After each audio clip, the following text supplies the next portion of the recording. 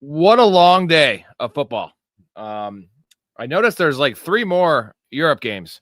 So they're really smashing us in the face with these. I'm not complaining. It's just a long-ass day. What's going on, DB? How you doing? What a day. What a crazy day. A lot of stuff coming up here. A lot to talk about. Storey will be joining me when he gets home, probably 20 minutes. I'm a little out of it. I have a big cup of Joe here. I'm drinking coffee. That's not like me. But I'm hanging in there, bro. It was a good day, profitable day, good day in fantasy, crazy, exciting day, a lot of wacky shit. First thing I want to address is Trayveon Henderson. And anyone that has Trayveon Henderson, what's going on, Michael? It's over. It's over. It's over because let's just look at what happened. And I'm not just saying this because that was the one bet I lost. I was 5-0 for the week going into this game. 44 total yards is all we needed. Perfect storm. We get Stevenson fumbling. Stevenson fumbles again. I have it written down here. Stevenson has fumbled 10 times since the start of 2024. Okay, Stevenson fumbles and loses a fumble. Then Gibson on a kickoff fumbles and gets hurt. So now we're missing, Stevenson should be benched or at least like a lower role, and he still gets 25 yards. So if it didn't happen tonight, it's not going to happen for Trayveon Henderson, and then Stevenson gets 2 rushing touchdowns. So, I'm talking more fantasy. I'm pissed about the bet. I'm sure some of you guys tailed. I apologize for that one. It's not good, and you can't drop him. You can't trade him. Maybe you could trade for him, but you might be having a guy on your bench for 6 weeks. Like, what's the difference between Trayveon Henderson and Bashal Tutin? There's really no difference. I feel like Bashal Tutin has better numbers. He has 2 touchdowns this year. So, just crazy. I only have a couple Trayveon shares, but I'm just salty about the bet. Michael won his fantasy game. Hell yeah. Steph Diggs, bro. Oh, Blake's still awake. That's a long sports day for you. And 2 days, two long sports days for you. Bongi says Stefon Diggs. Now that's another thing for this game. Stefon Diggs. I haven't seen Diggs look like this since like early Buffalo days. He was spry, and I think he's on something because if you saw the interviews, that dude is jacked up. Like he is flying, fucking flying. But no, he looked really good. Not just like he wasn't a catch and fall down guy. That's kind of what he had became with Houston and then the end of his career in Buffalo. He was making moves, bro. Blake has slept maybe 4 hours this weekend. I feel you, bro. I fell asleep at 5 last night. I got done with the stream at 3. I had people over. They were still awake. So I fell asleep at 5 and woke up at 7. And then I was just up. And then what is that? 14 hours of football. Didn't booze today though, because it was pretty rough this morning. So I am on a giant. I wish I could show you how big this cup of coffee is. I don't want to spill it on the computer. I need it. Anyways, so yeah, Henderson, rough, terrible. We're gonna get to the Cardinals later. I think another thing I want to talk about is Quinshon Judkins from that early game. I'll take the L on that one, man. I was not. I didn't think he was that good of a prospect. I thought he was okay. That dude is fast. He is big. He is physical. He has good vision. He's the dude. Like that dude's an RB1, like for sure. And with Dylan Gabriel at the helm, they're just running the fuck out of the ball. And he's gonna get some dump downs. Like it's for real there. So anyone that took the leap on Quinshon Judkins, whether that be early best balls or when the draft season started and we didn't know, you got a league winner, dude. Because as long as he stays healthy, they're not playing Dylan Sampson anymore. They're barely even playing Jerome Ford. So it's like 80% snaps for him. So yeah, I was on the side of saying start Mason over him this week. That was a bad call. So I will own my bad calls for sure. There's been plenty of them. There's been a lot of good calls. So did Oh, thank you. What kind of love? I'll take any kind of love, really. Did you guys tail the bets this week? Did you guys tail the bets this weekend? These fine dandy ones right here. Sam Laporta was the easiest goddamn money in the world. He got that in the first quarter, I think. McMillan got his early and then didn't do anything else the rest of the game. But Rasheed Shaheed, and if you remember what I said in the video on the live stream, was ladder that bitch all the way up. I laddered up to 140, but I hit the 50, 60, 70, 80, 90, 100, 110, all laddered with like $3-4 on each of them. That was awesome. And then Bo Nix barely won, but still, that's 4-0. We had the Tunges bet on Friday, so that's we were 5-0. We had won 8 in a row here. We had won 8 in a row until Trayveon Henderson took a dump on my chest. And it wasn't even like, it was like a diarrhea dump, which, was gross. Really gross. Calvin Ridley, man, isn't that the way fantasy goes? We all bench him. I started him in one of my leagues. Now I have Calvin Ridley in like 6 leagues. I had started him in almost every league to date. And then, of course, I only started him in one today, and he goes, 130 yards? Looked good, too. So, and the more concerning thing was what happened to Io Manor. You know what I mean? Like, Io Manor just didn't do shit. So, wacky shit. Blake says, what happened to Zach Ertz being Daniel's favorite target? I mean, he didn't do no one did anything besides Deebo Samuel. So I want to talk. That game was weird. I have real concerns about the Chargers. And also, it's not really like common knowledge right now because it was kind of swept under the rug. But Amarian Hampton is hurt. He left the stadium in a walking boot. Now, sometimes that is precautionary, but that's not a good sign. These running backs are dropping like fucking flies, man. I mean, I would probably still want Pittman over Ridley, but I mean, I think this is why we need to not overreact, right? Again, I said it about Quinton Johnson. I'm not going to take a victory lap because Quinton Johnson had one bad game, had a fumble, 3 for 30 or whatever. To rank a guy like that as a top 10, top 5 play is just silly. And this is what I also said about Jamar Chase. Jamar Chase will be fine. Now, that was all garbage time, but Jamar Chase is fine. He'll be okay. I don't think Jake Browning's very good. That first 2.5 quarters was like some of the worst quarterback play I've seen him have personally. He's coming off 2 of the most horrendous fucking games. I think they might have to sit him for a week. We'll see. But I mean, look at all these injuries with running backs, man. Chuba's gone. You got Bucky gone for multiple weeks. Besides all the other guys, James Conner, Trey Benson, JCM took that shit. He took that. He is now officially. I said it on last night's show and Friday's show that he was the number 1 graded PFF rusher in the NFL. Unlimited touches this year, but still, all he needed was the workload, right? And then Jaden Daniels is going to help him even be more efficient if that's possible. And Daniels didn't look particularly great today. He's definitely playing a little hurt, but it was encouraging. And once they get Terry McLaurin back, so I think right now we saw Zach Ertz not look great. Debo is getting a lot of work, but like I think Terry McLaurin is the ultimate buy low right now. Because that offense is still going to hum, and they need Terry McLaurin because they're throwing out there that Lane guy. They're throwing out there Luke McCaffrey, who looks nice. But thank you, DB. I'm sure it'll pick up. It's pretty late, but it'll pick up. So yeah, JCM. I think the window to buy JCM is gone. So I think that this was the window this week. So it's probably passed. I want to talk about my boy Rico Dowdle a little bit. Rico Suave, 26 touches, 230. What's up? What's going on, Mark? Rico Dowdle, 26 touches, 234 yards, and a touchdown.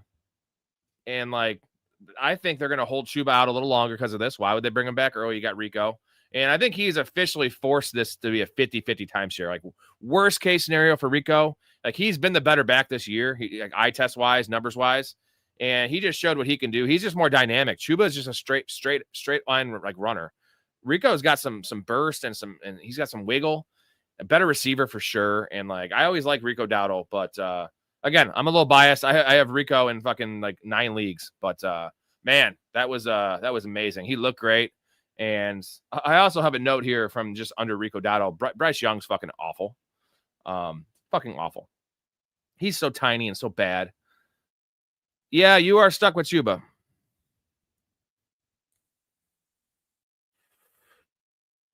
I mean, Chuba will still be okay. I think he'll still get some goal line work because I feel like he'll probably get the goal line work over Rico Dowdle, but he's not getting third down work. Ooh, that's tasty. Eggo waffle coffee. It's pretty tasty. And also another note on Bryce Young. I don't know if you guys saw this, but he tried calling a timeout when they had no timeout.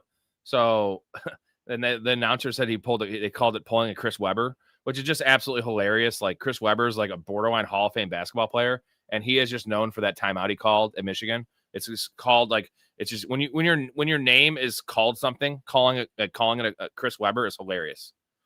Yeah, no, Bryce was balling out a little bit. I mean, this is what he does, right? He's one of the most inconsistent quarterbacks we've seen. It literally looks like the worst quarterback in the NFL, and then when he's on, he looks like I wouldn't say Pro Bowler, but a like for sure starting quarterback. I mean, you can't be encouraged by that first quarter. And here's the thing: as much as I want to say how much I love like Rico Dowdle, like this is also against the Dolphins, and we're gonna get to the Cardinals in a little bit. But if you take the Cardinals didn't happen, this loss by the Dolphins is embarrassing because they had this game locked up. I don't know what happened to them on offense. They just stopped. They stopped doing everything. Everything that was working for them, they stopped doing. So that's like a kill shot for that team. The Dolphins had some momentum going. They're done. They're done, dude. 100% done. Now, I will say Jalen Waddle looked pretty good, though. So I liked how they were using Jalen Waddle, which is pretty good. Week 6 waiver wire wide receivers. I have not thought ahead that far, but I can try to go through here and think. Let's see. Well, I think Io Manor might be back on the waivers. So you can maybe pick him up. Man, Waddle should have had a bigger day, too. He had an out route. It would have been a 40-yarder that Tua just threw it over the wrong shoulder, and that would have made it a bigger day. I think, let's see. Who is a waiver wire wide receiver for week 6 right now? I mean, Xavier Legette. Unfortunately, you get Coker coming back, but he looked all right. I mean, Kendrick Bourne. I think Kendrick Bourne needs to be on there. Yeah, the way they were using Waddle, Griffin, was really nice. That was what we wanted from Waddle all along, right? And they just don't do it. And now, like, they're not just leaving him on an island for the number 1 corner. They're actually moving him around. And that's encouraging because they're going to need to throw the ball. Now, Devin A-Chain, I don't know what they're doing with him. Chase Brown, 7 receptions today for Chase Brown, right? Yeah, Mark, I think Judkins had another long run called back, too. So he had the touchdown called back and another, 20-yarder. So, again, I was just talking about Judkins. I was wrong on him. He is a great player, like a great prospect. And I didn't see it coming out of college. I thought he was just a dude, like a little bit better than just a dude. He looks elite. So he is elite. And I love his situation because they're just going to run the fucking piss out of the ball. And their defense is elite. And Samson's all right, man. Ooh, let's go, Pats. Also, we didn't talk about the Eagles yet. And Denver, man. Denver making that. What a game. What a fourth quarter, I should say, from Denver. Probably because they're going to play more balanced ball, DB, at least in terms of the passing game.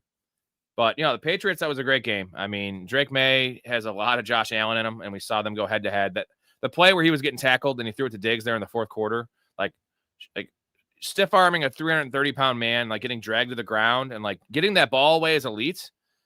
Now, getting a first down on that play is amazing. Yeah, dude. Tolbert. Who even is the other guy? I got to look at this guy's name. He had, 8 catches?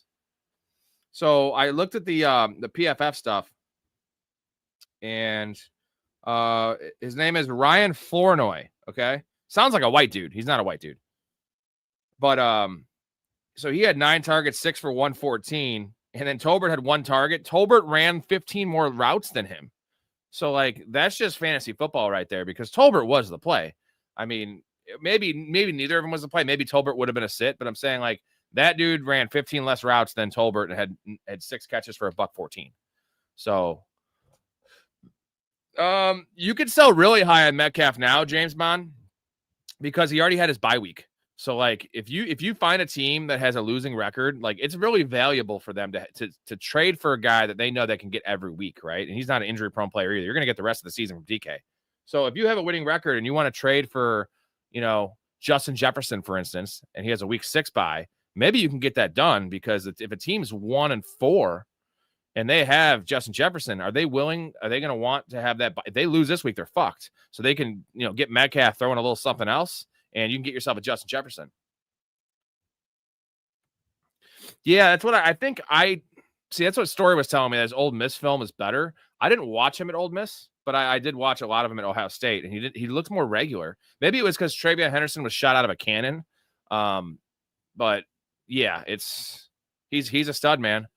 Mark says Eagles seem like there's something going on internally.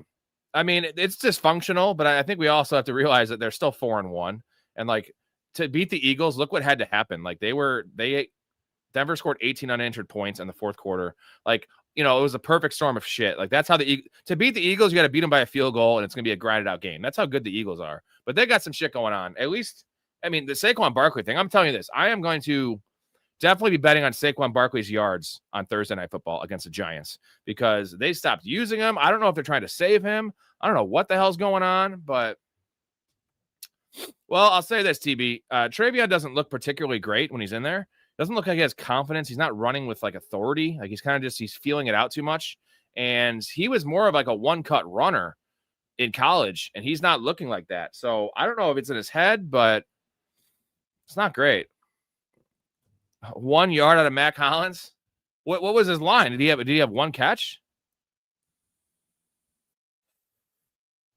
Well, I don't think you're gonna be able to get Puka for that, James Bond. I don't think anyone's trading Puka right now. I would try to get McMillan. I think I might want DK over McMillan.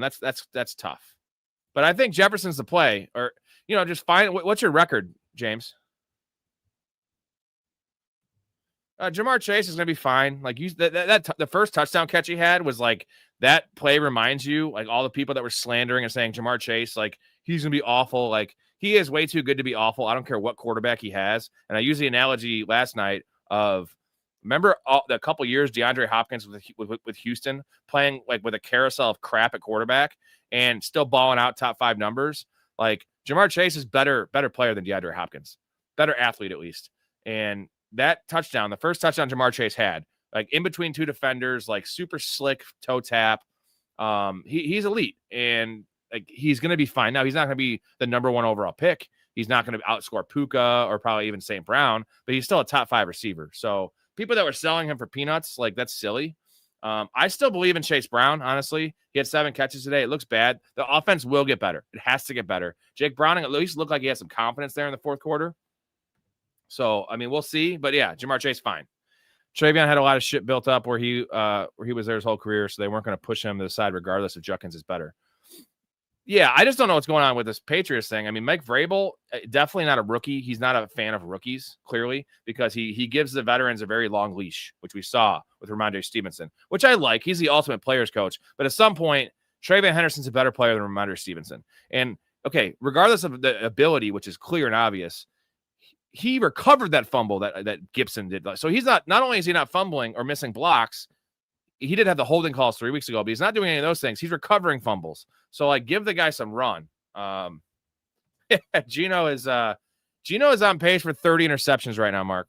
30 picks. And I'm guessing it's probably only like 12 to 16 touchdowns. So at least like in Jameis Winston's 30 interception year, it was 30 touchdowns.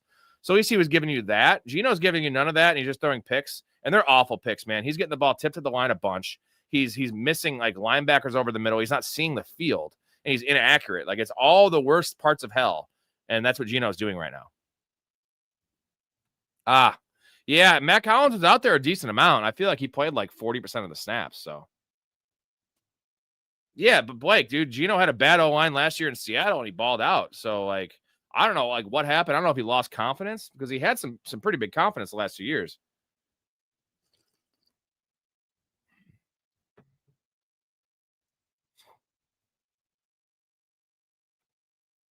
James is 3-2 with Rice coming back. You just have DK as my wide receiver 1.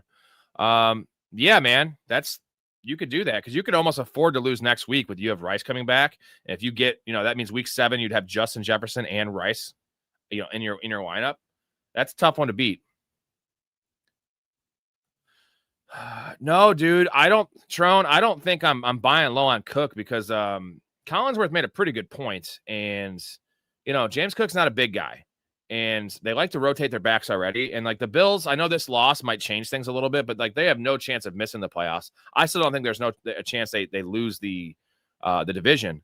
And I feel like it's going to be such a dogfight with those other teams. The Ravens were their number 1 competition in terms of like the 1 seed. There ain't no way they're getting that. So like the Bills can kind of coast, and their schedule is really easy the next 7 weeks. So like I just don't think they're going to give Cook that many touches. Now, like he's going to get a lot of touchdowns. He's going to have some big runs. But I don't like guys that don't play that many snaps. And if you're not getting touchdowns from James Cook, you're getting games like this because he's not involved in the passing game. They like Ty Johnson in third downs. They still do like Ray Davis. I feel like they're going to give Ray Davis some more run. So they need to keep Cook healthy. That's like the priority, right? The priority for Buffalo is to get to the playoffs healthy because they don't have anything to prove. They have nothing to work out in the regular season. They got to get to the playoffs, and they will get to the playoffs. And I think a bye week is important for them, but they'd rather have James Cook healthy. What's going on, Pierce? I don't know, man. It didn't look like a bad injury, but like you never know. You know what I mean? Like an ankle injury, if it's a high ankle sprain, that's 3 weeks, man. That's IR, right? Like we'll see. But it's not optimistic. And there's no one to pick up behind him because Hassan Haskins is just a bruiser. And then Kamani Dowdle maybe in PPR, but like I don't want to trust either of those guys. Look what happened with DeMarcado, man. Everyone was starting him this week, so yeah, man, that's the game. That's what lost in the game because they went from having a touchdown, right? And then I think they gave up points in that drive. So that was a 10-point swing. And yeah, I mean, I get why you're going after the punter in their own end zone. You block that as a touchdown. Funny thing is they scored a touchdown anyway on it, but that's a tough one. Theo or Mason Taylor? Taylor is the checkdown machine there, man. So I think at PPR it's Mason Taylor, but Theo is like the goal line weapon there. I do. I just because as much as Aaron Rodgers is kind of old and not great anymore, he's still better than Bryce Young. So yeah, I like DK over McMillan. It's close though. I think it's a wash, right? Like I think there's more unknown with McMillan where there's upside, but he doesn't have a touchdown this year. So like I just don't. He comps as a guy that's a touchdown, like not a touchdown beast, but he comps as a guy that can do some red zone work, and it's just not happening for him. So he had a decent game today. So I feel like it's still a buy low. Who do you like more, Rasheed Shaheed or Jakobi Meyers? Because Jakobi has been rough. It's still Jakobi Meyers, especially with Brock Bowers' uncertainty, man. Like we don't know when Brock Bowers is coming back, and like why would they risk their future when their season's over? Right? They have a week 8 bye. Would it surprise me if Brock Bowers was out until week 9? Comes back week 9? No. And in that case, Jakobi Meyers needs to be really, really pushed up the ranks. What's going on, Ryan? No, Michael, but you got to think. They also said Bucky Irving's injury wasn't serious, right? And now Bucky Irving is out next week too. Pretty much they already said that. So like I don't believe coaches at all. It didn't look serious though.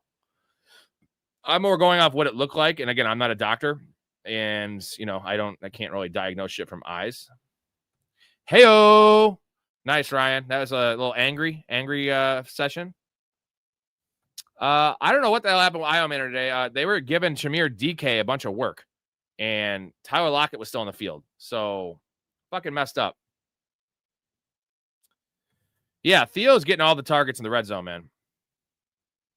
Yeah, Cook didn't look particularly great. And again, we were just talking. They didn't use him. Like they don't need to use him to win games. And they ended up losing this game, but he's just, he's going to have big games, but he's going to have games like this. I would probably do it. Stafford is against the Ravens, bro. The Ravens can't stop it. The Ravens are done. As in, like, next week. I'm still holding tight on my Ravens pick, man. Once the Ravens lose next week, which they will, we have an angry Rams team coming in there, coming off that awful loss against the Niners. Bet $100 in the Ravens to win the Super Bowl. Once Lamar, they have a Week 7 bye, so they're going to come out of the Week 7 bye 1-5. And their schedule, just take a little gander at their schedule, dude. There's no tough games the rest of the year. They're going to almost run the table and still win 10 games. You might be able to get them at 25-1. Now, you give me the Ravens at 25-1. I get a chance to make $2,500 or 2.5K for a $100 bet. Give me that. Because once they make the playoffs, that 25-1 is going to go down to 6-1. Did you guys all bet the Rasheed Shaheed bet? I hope you did. I hope you laddered it too, because that was very, very profitable. Very profitable.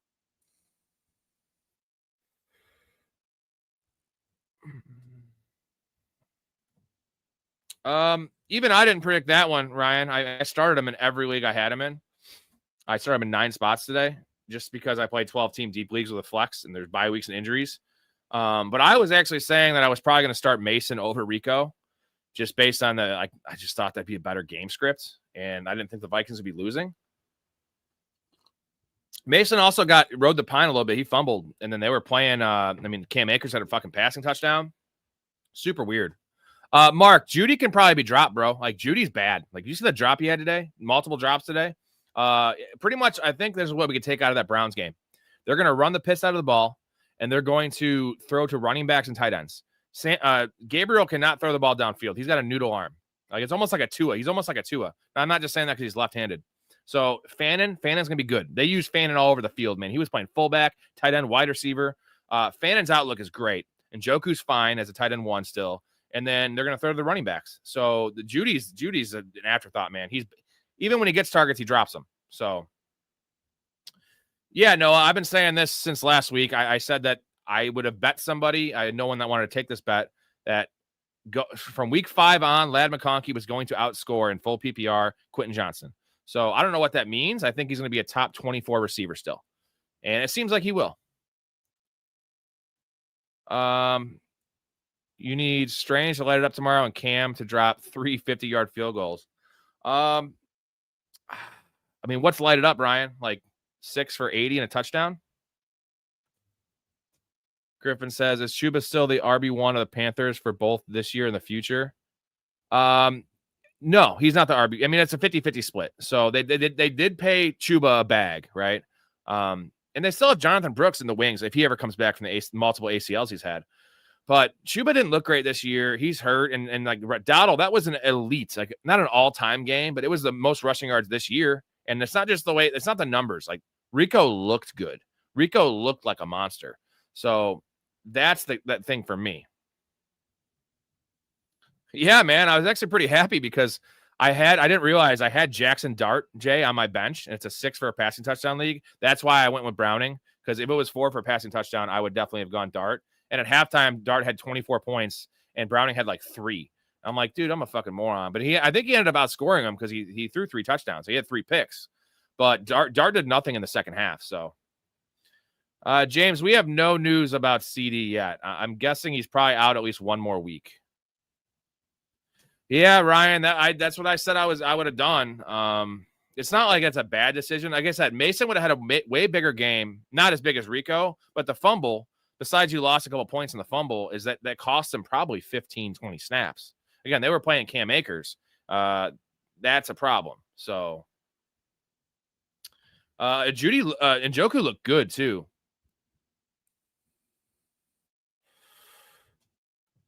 Yeah, dude. Yeah, Isaac. Definitely one of my better. I had a 5-0 week. I had a 5-0 week in week 2, and this was 5-0 until tonight with Trayveon Henderson. So 5-1 this week, counting Thursday night. So that's a good week, man. I'm 22-11, so I am at 66% against the spread right now. So hopefully you guys are tailing these bets because, the problem is if you didn't tail them this week and you bet them next week, like there's no guarantee. I'm probably not going 5-1. I'm probably going 6-0. Yeah. Frankenstein, it's not just that he's not involved. He doesn't look great. So it's a combination of just not looking good and decisive and explosive, and he's not getting any work. And like, if he didn't get work in this game, the game script was fine. Stevenson fumbled. Gibson got hurt. Like, Gibson was playing so much too. It was fucking weird, man. Yeah, I think 60 yards in a TD, or he can get like one of them 9-catch, 80-yard game, something like that.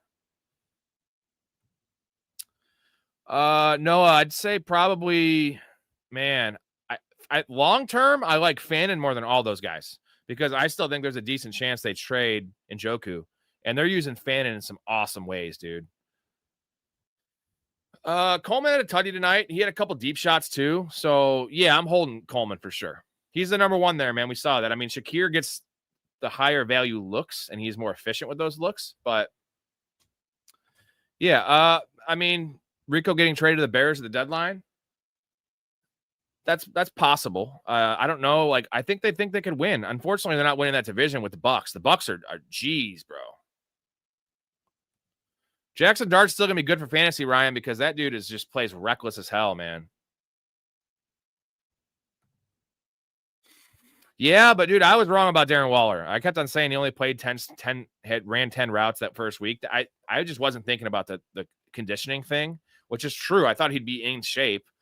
He looks good, dude. He looks like vintage Darren Waller. So We know that's a valuable role in that offense. It never was in the past, but then Jonnu made it one. And now without Tyreek Hill, it's going to be valuable, man. So I whiffed on the Waller thing. He's not available anywhere, so.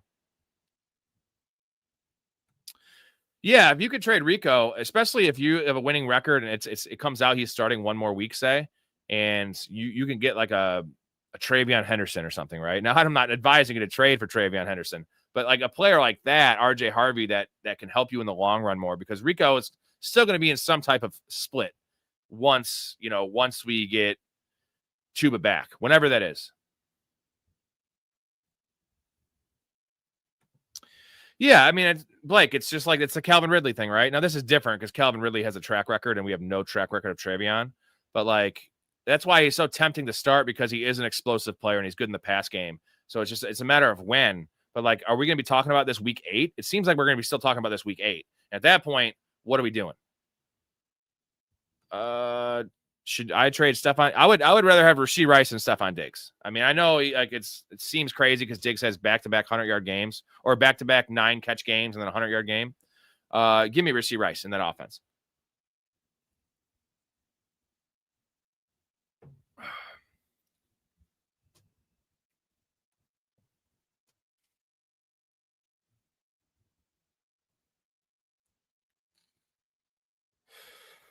All right, Story should be on here shortly. We'll get going with our spiel.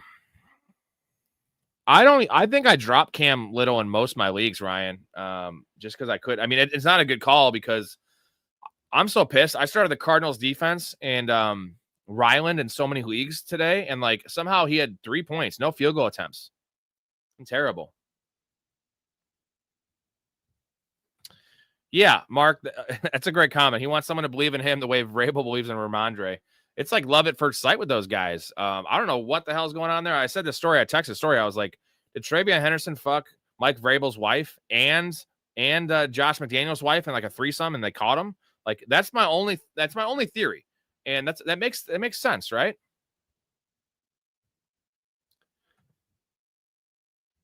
I think they will, and he can kick deep ass field goals. Leafy said, considering dropping Eagles defense, I've been just fine with the Cardinals defense. Well, they did nothing today, though. That was awful. What's going on, Elite? Actually, Hawk actually looked pretty good today, James. Like, that was the best he looked. Didn't do great, but that's the best he looked.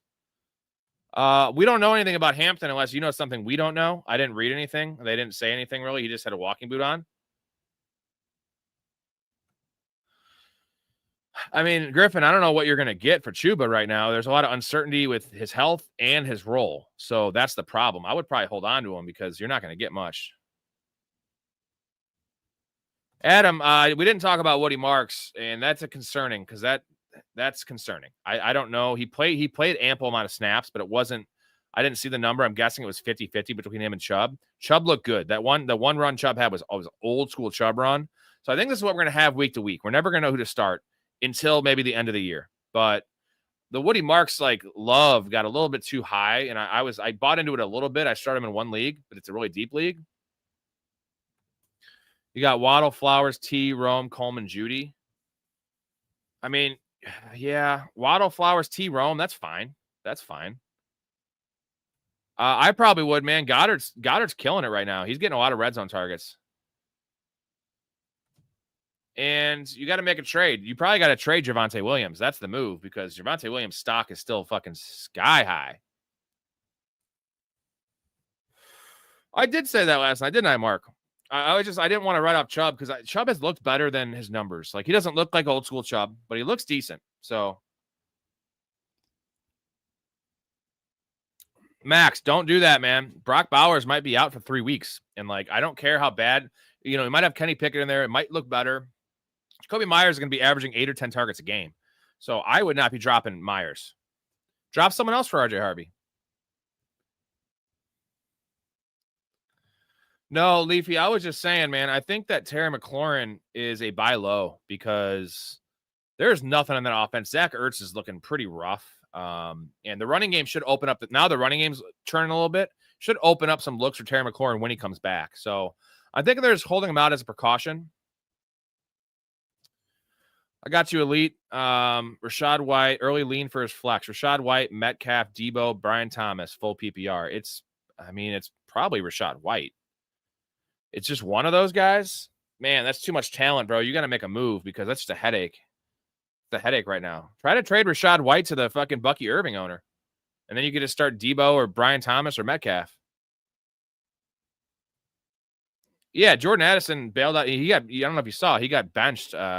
Coaches, he guy's a knucklehead. He got like a team suspension for the first quarter of that game. He played like 2 snaps in the first quarter.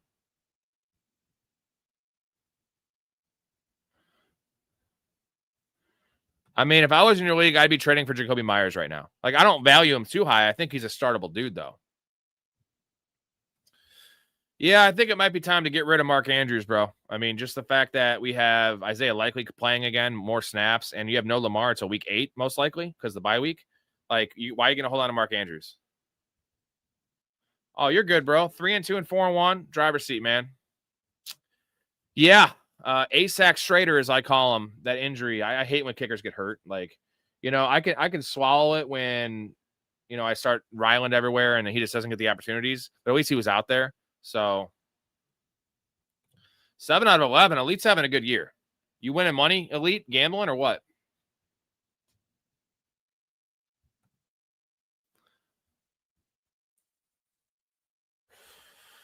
I'm taking the Chiefs, but 3.5's tough to lay on the road.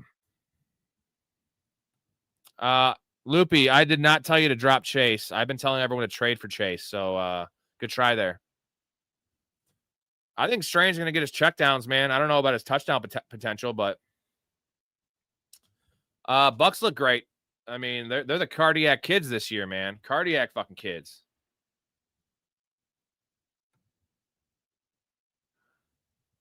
Diggs, bro. It's Diggs. He did more than a little something, Jay. That was, it was a lot of fourth quarter stuff, but it wasn't really and it looked like garbage time. They ended up winning the game. So Debo's been looking consistent this year. And he looks healthy. He looks a little chubby, but he looks athletic. So, the Browns they don't want to talk to Samson. They're done with Samson. I want to talk to Samson. Climb to the moon like that bitch Alice Cram. I would say Judkins is a top 12 play, man. I got top 12 running back for sure. I don't know about top 12 overall, but yeah, I would say so. You got to drop Judy, man. Yeah, I don't know about laying the points. If you want to buy it down to -3, I think I like that. Again, I don't bet a lot of lines personally. I think I actually made a bet. My bet is Brian Thomas over 56.5 yards. That's my bet. That's my play. I like that line. Brian Thomas is going to get 9 or 10 targets. That's probably going to depend on health, Adam. I would say Ricky Pearsall because I feel like Ricky Pearsall has a better role in the offense once George Kittle comes back. If I was going to bet the spread, Kev, I would bet the Chiefs, but I just don't like laying a hook, man. I think the bet, if you want to make money, I think the bet, Elite, is betting Saquon Barkley's yards on Thursday because he has yet to have a big game. He has yet to break a single big run. So that's coming. Carter over Chase Brown was a play. Did it and worked out. Yeah, man. It was just like, look what happened there. It's a whole weird situation. So it did work out. I didn't think Carter was going to get that much work. No, I probably wouldn't let my wife go on a date with Stefon Diggs. He has too much energy, and he's going to pound the hell out of her. Dak is running, baby. Dak is running. He had like 4 scrambles in this game.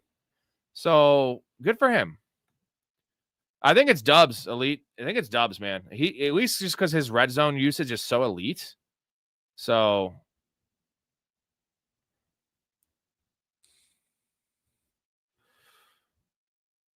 yeah, I think Kittle will be back week 7, is my guess. This Worthy stuff is super weird, man. It's not even his shoulder, it's his ankle. It's swelled up on the plane ride or some shit. I don't know. Maybe they're just using that as like some kind of like a distraction tactic. I don't know.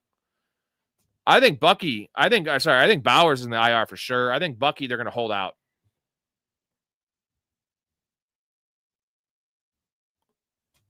Why would you drop Jamar Chase, old school? Like, how many teams are in your league, bro? Like, Jamar Chase, worst case scenario is still like a wide receiver 2.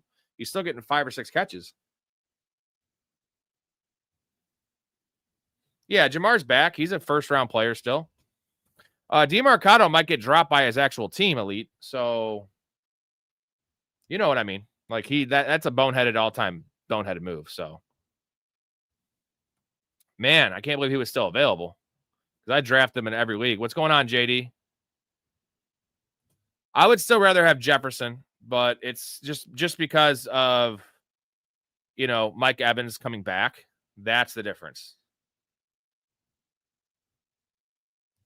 I think these people are just fucking with us saying they dropped Jamar Chase. Like, at that point, like, you're obviously not watching anything I put out there or anything anyone puts out there, because that's bad business. Like, he's still I think he's the best receiver in football. So, yeah, man, that's my bet of the night is Brian Thomas's yards. So it's only 56.5 yards. So that doesn't mean that he's back if he gets 60 yards, but it might be better than what he's been doing. Oh, you lucky duck, Hunter. That's a sweet stadium and good weather and good game. Woody Marks, he played a decent amount, but Nick Chubb just got the work. And they, when they're winning games, that's why it was weird last week when Woody Marks was getting all the work when they were winning. Nick Chubb is the grinder there, Look who we have here. Yo. Rob, what's going on, man? In the house, the most handsome co-host in the world. He's very knowledgeable. He's very smart. How was your night? How was football? It was great. I got to see a guy that a friend of mine from high school. He just moved back. Peterson. You know Peterson, right? Yeah, I remember Peterson. He suspended me from golf that one time. Yeah, for playing the 18th, for putting on an 18 through lightning. Yeah, I can't defend that, but I'll be like Jimmy Carter. I'll bring the two together. We'll have our own accords and. Yeah, I was also kind of a little punk back then, so I'm not going to say I wasn't. I was like we 19, all were punks. Anyway, I was 100 pounds lighter, Story. You and me both. That's a fact. Oh, shut up! You weren't 100. You're fucking skinny, bro. You look great. Thank you. I'll take it. Yeah. All right, so we're gonna go through our little week 5 recap, gentlemen. So we're gonna get back to the comments here in about 20 minutes. If you need something answered real quick, drop a super chat. We will get to it right away and take a pause in our little spiel. But I'm going to talk some football with my boy Story because he knows his shit. There's a lot to talk about, dude. There's a lot to talk about. So what I'm going to do here, I got to play this for you. This is from Poker. You're going to like this. This is the start of every show now. Welcome to the Professional Fanatics live stream.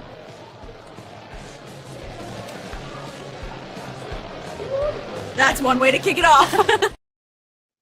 Dude, AI is like getting that. ridiculous. It is. And I'm a big fan of it. So, all right, I'm going to hit you with the intro, and then we're going to get into our thing.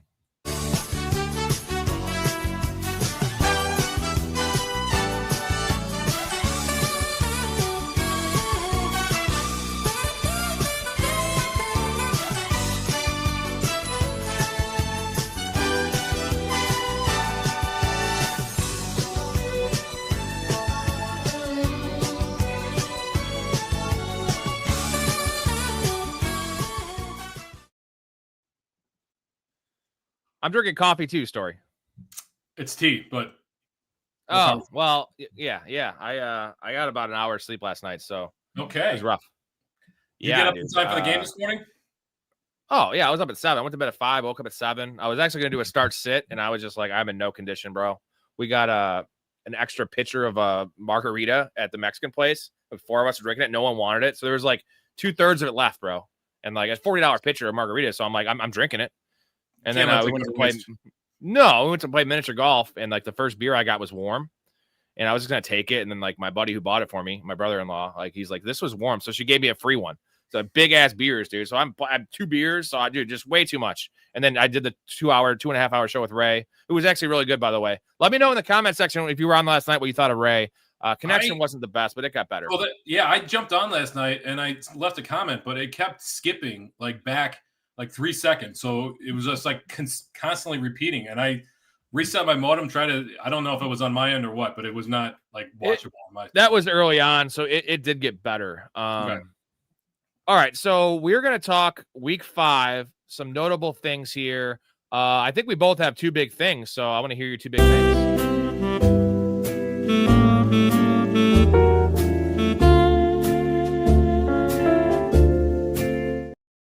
Yeah, big thing number one is the Bengals are not dead yet. I mean, Chase Brown still might be dead. 8 for 27 is not good, but at the very least, did he have 7 catches? 6 or 7, yeah, for like 20 yards. 7 for 21, that's not great. Anyway, at least for Jamar Chase, you should feel very good about how today unfolded. The Bengals defense is still trash, and I think we need to look back at the first 4 weeks and realize that the Bengals had such a rough schedule, a rough gauntlet of bad defenses, that if you got Jamar Chase, he's pretty much going to be quarterback proof. So regardless of how Browning looks the rest of this year, Chase is going to get his. I'm not as convinced that Higgins is going to be there, and certainly Chase Brown. And I wouldn't like at this point, this performance, I would not sell high on Jamar Chase. I would hold him and I would start him going forward very confidently. Yeah, I mean, he was always a start even when it was bad, because worst case scenario, what was he, a high end wide receiver 3 in PPR? Like worst case scenario, worst case he was still getting wide receiver 2, man. I mean, Chase, there you go. Chase is going to lay donuts. He's going to lay 2 or 3 donuts every single year. That's just the nature of who Jamar Chase is. He's not. But his donuts are still like 5 for 30, which is not good, but at least it's like 8 points. You know what I'm saying? Yeah. Like everyone has that. Every receiver has that. But you know that I was telling the chat before that the first touchdown he caught reminded us. You know, the second one was just a kind of a blown coverage, which I don't know. Yeah, that one was. There. Yeah. But the first one was in between two guys, a ballsy throw by Browning, and like again, remember what I said earlier in the week? I said the DeAndre Hopkins thing with the Jags, right? The Texans. It was 2 years of just mismatched, crappy quarterback play. He was a top 5 guy. And I think Jamar Chase, at least athletically, is a better player than DeAndre Hopkins. So he can overcome anything, right? And you still have T. Higgins taking some attention away. He's going to be just fine. So I think the buy low window is gone, though. Yeah, I certainly think the buy window is gone. And like I said, I wouldn't sell high. I think Higgins, despite the touchdown, needs to be benched until further notice. He needs to put several weeks together for me to trust him again.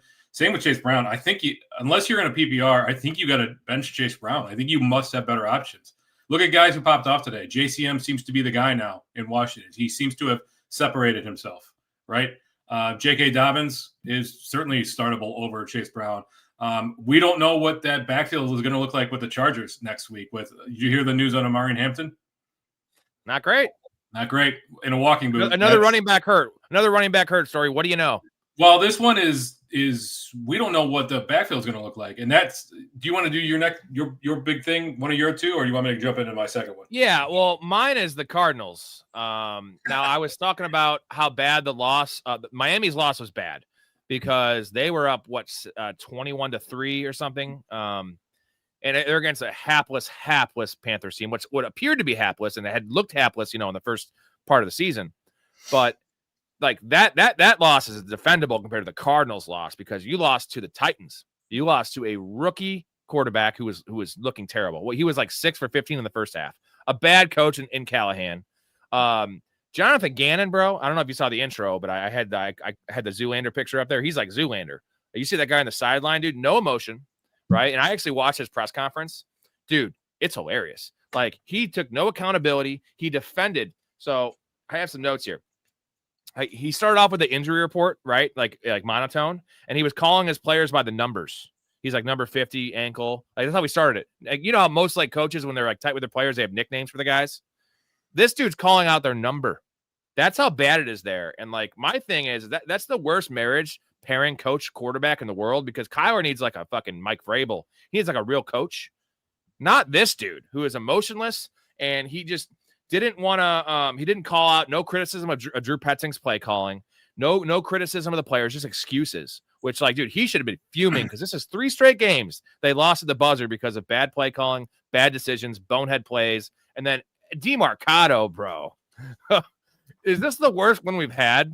Because there's been a lot, and it might be the worst. No, this is way worse than Adonai Mitchell's. So he slowed down and it slipped out. Why are you slowing down? Why? The one, who was it? Adonai Mitchell. He held the ball out to showboat. Like, I certainly don't understand why dudes do it. It's beyond maddening, especially if you started DeMarcado. You're punching the wall. Now he certainly made up for it in that not made up for it, but he did get a run there. Dude, I don't know. I don't get it. He certainly played himself out of a role next week, I would think. Old school, all you guys in the chat. We're gonna get to the comments here in a little bit. He was calling me or positively calling me out for my Shaheed pick, which I also laddered all the way up. I didn't hit the highest ladder, but I think 110 yards was like 15-1.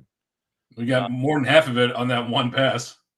Yeah, I went all the way up, bro. And Trayveon Henderson just totally shit on my fucking chest tonight. But we'll get to that in a little bit. Anyways, the DeMarcado, I think that's the worst one I've ever seen because Jonathan Taylor doing it. Some of these guys, like we've seen it with.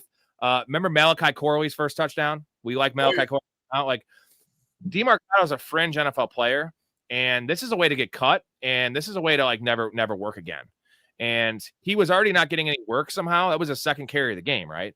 And it was weird. And then he does this, and then he loses. The game is over because that's 21-6. If he scores that touchdown, it's 28-6. Instead, it's 21-6, and you have this deflation of the team. And then they just slowly get back the interception where they intercept the ball and then fumble it. And that's one thing. And then kick it back in the end, dude, just so much crazy shit. The play calling at the end where you just run, dude, play to win the game. First of all, just so many bad decisions. Coverage on that last drive from Cam Ward. Like you got to play some shell coverage there and not allow Calvin Ridley to streak down the field. And Calvin Ridley, by the way, we were abandoning ship story. What are your thoughts now on Calvin Ridley, our boy? I'm cautiously optimistic. I don't want to get too over my skis here with Calvin Ridley because we have 3 weeks this season that have shown that when Cam Ward doesn't get it done, that Ridley's going to suffer. So this happened to be a perfect storm of them kind of feeling a little motivated in the third quarter and the Cardinals playing on autopilot and just letting Cam Ward kind of work his way down the field. Ridley had to be the dude. Io Manor, big step back. And where did Tyler Lockett is all of a sudden getting run in that offense? Shamir DK was playing ahead of him almost. Yeah, well, weird. He's active because he's the returner. He's a special teams guy. No, but he was playing like receiver snaps. Yeah, he did get some targets. That's my point. Like I don't know that Ridley's going to be a consistent, like a Cortland Sutton type. I think he's going to be a Cortland Sutton light, where he's probably going to have a lot of games that are volume driven, but in terms of like upside, I'm not sure it's there in this offense. Yeah, it's rough. What is your second big thing? We need to let some situations play out and not really trust the hype when it comes to certain players getting run. And I think a lot of it was the Cardinals situation this week with Michael Carter and Amari DeMarcado. There's a lot of chatter. And if you started Michael Carter, you're happy, but it very well could have been the other way. It's one of those reasons that JCM was relegated to benches very quickly. It's one of the reasons that I didn't advocate going out and getting Sean Tucker, right? Everybody wanted Sean Tucker to be the guy, but the Buccaneers showed us what they want to do. Rachaad White is the guy there. It's the same thing with Woody Marks, right? It's very tough to take away things when it was a blowout last week and you have weird snap shares and then things kind of reverted. So coaches, they have their mentality, and this coach, DeMeco Ryans, wants to give Chubb as much rope as he can to hang himself. Chubb looks dust to me. He looks non-explosive, but the coaches trust him. They trust him on pass protection. And until things change, like people threw Woody Marks into lineups expecting that what happened last week, because it was a blowout, is going to happen this week. You need to see, when it comes to rookies in particular, we better see several, or you either got to get a situation like Amari Hampton where he's the last man standing, or you better have several weeks of sustained production. Like if RJ Harvey comes out next week and he blows up, I'm still not going to put RJ Harvey in my lineup, knowing full well that Sean Payton could very well revert back to J.K. Dobbins in a regular game strip. Now, on the flip side, you look at what happened with the Commanders today. I'm very optimistic that JCM is going to be the guy. Bye weeks are here, so you might have to start him. I still kind of want to give it another week because, again, we're not really sure. What's his name with the backward hat there? The coach, help me out. I'm drawing a blank. He sucks. Yeah. Anyway, he could go back to Chris Rodriguez next week. Like we just don't know. So let's get a few weeks of sustain. Again, I get we're in bye weeks, and you might have injuries. If you lost Amari Hampton, you might have to start him, and that is a good situation to have. Also, I think like you look at like when we know somebody's a backup, like Rashad White was the backup, right? Tucker was playing. He had that monster game last year when White was on the shelf too. So you look at a situation like Rico Dowdle, massive pop off. Can you really go back to Chuba Hubbard at this point? I'm very curious what they do. And with what you said, real quick, we're going to get to all the comments here in about 5 minutes, guys, so hold tight. You mentioned the Nick Chubb thing and, like, the coaches trusting him. Like, the best example of that's Ramondre Stevenson. I mean, I talked about it before you got on. He's had 10 fumbles. Not 10 lost fumbles, but 10 fumbles since last year. 10. And he's had 3 this year, and he's still getting patted on the back, and then he gets 2 touchdowns, and he's still playing ahead of Trayveon. And Antonio Gibson, who's been known to be a fumbler, was playing a lot this game before he got hurt. And, like, so these coaches are going to trust, depending on the coach, they're going to give their veterans the leash. If they don't look as good as a younger guy, they're going to do it. J.K. Dobbins, for instance, is going to is apparently just a starter for this until something changes, until he gets hurt, I think, which is weird because you'd think it'd be a 50-50 split, but it's not no 50-50 split. So my last thing he touched on was Rico Dowdle, 26 touches, 234 yards, bro. And just the eye test, too. He looked great. He looked dynamic. And I'm not just saying that because I have him in 9 leagues. Super awesome because I love Rico Dowdle and I have everywhere in best ball. That was a boom, boom, boom, boom, bang. So I think it's a 50-50 split. And I think they're just more likely to hold Chuba out 1 more week as a precaution, which, you know, we want for Rico Dowdle because he has 2 really nice matchups. I think he has the Cowboys, which is a revenge game, and then he has the Jets the next 2 weeks. So if we get those weeks of Rico starting, Rico's an RB1, right? Like the next 2 weeks? Yeah, again, let's not get over our skis on a team that's still really, really bad. Like, just because the Panthers won. The usage, though. The usage is outstanding. I think Trevor Etienne had 4 carries on the day. But you're not going to get 9 yards of carry every week from Rico Dowdle. And now there's some footage on things. And do you really think that defenses are scared of Bryce Young beating them? This was the Miami defense. Like, they're pretty horrendous. So how many times have we seen this where a player pops off and then the next week they get 16 carries for 48 yards, something like that. So Rico looked great. They needed a spark in the offense, and this certainly seems like it was the case. But I don't want to I think you got to start him as an RB2 next week. But let's temper expectations on these like Trey Tucker 2 weeks ago. Everybody was all up in arms, not up in arms, but they were juiced up. We weren't. I get it. And yeah, so the usage is great. 23 carries, 4 targets, but okay, it's still the Panthers. We got to temper expectations here. If you got him, you're happy, but I'm not starting him over guys like Travis Etienne, and I'm not starting him over guys like I don't think I would start him over J.K. Dobbins next week. Yeah. Do you think Waddle's a top 20 wide receiver rest of the season after what we saw? I think he has usage more so than his numbers. Yeah, at the very least, a top 24, probably a top 20, 18 usage by itself. Although, like, I don't expect McDaniel to last after week 6 at this rate. No, that's a rough loss. I got a lot of people calling out the Shaheed call there. Just it's not just the prop bet. It was the laddering, right? Like that's the key because anyone can win a prop bet. When I see a guy like Shaheed having such a low number, that's a ladder guy because he always has a 70-yard touchdown potential. I heard a stat that his he has like 9 touchdowns in the NFL, and like the average touchdown is like 48 yards. So like that's what Rasheed Shaheed does, right? That's the most insane thing ever. Yeah, JD said I sat Chase like an idiot today thinking the Lions defense would have an answer for him, especially with Browning at quarterback. Well, they did have an answer because he had a slow start. It was a rough start. It was the same shit it had been, right? It was like 4 for 20 through what, 2.5 quarters, through 3 quarters? Yeah, I mean, one of those touchdowns was a broken coverage, so you got lucky on that. But those things happen. Players put themselves in a position to get lucky.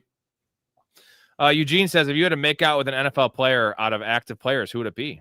Define active, because the correct answer is Jimmy Garoppolo, but he's a backup, so I don't know if it's considered. Yeah, well, active, like a player that's like active in the NFL right now. Jimmy Garoppolo. I'll go Josh Allen.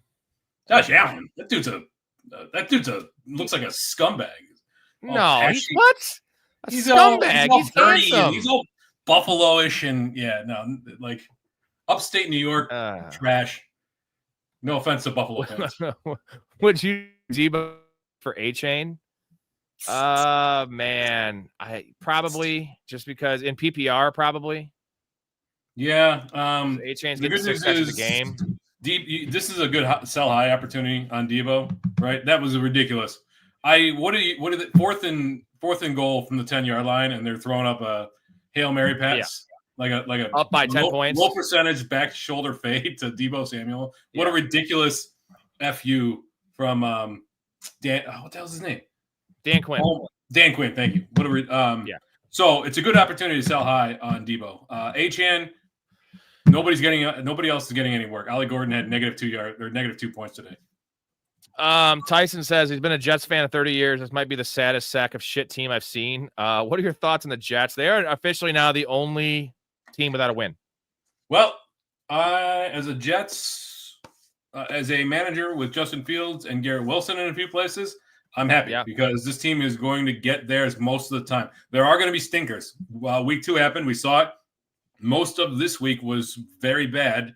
It was pretty trash until the defense let up. But garbage time is a beautiful thing in fantasy football. So if you've got Justin Fields, I think he's a locked and loaded RB1, especially because of his rushing upside. Same with Garrett Wilson. I think Breece Hall, though, is going to be a little more hit and miss.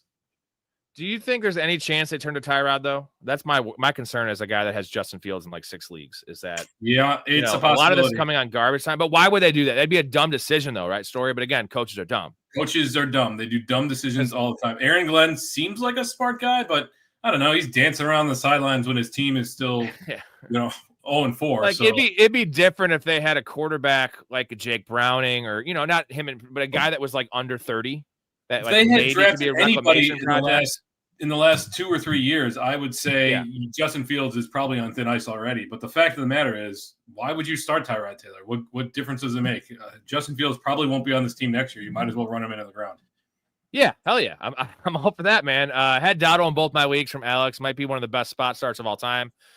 Do they start giving him and Hubbard a 50-50 snap share? I mean, it was already trending that way before. Now, part of that was because Chuba got a little Chuba got a little dinged up there in week 4.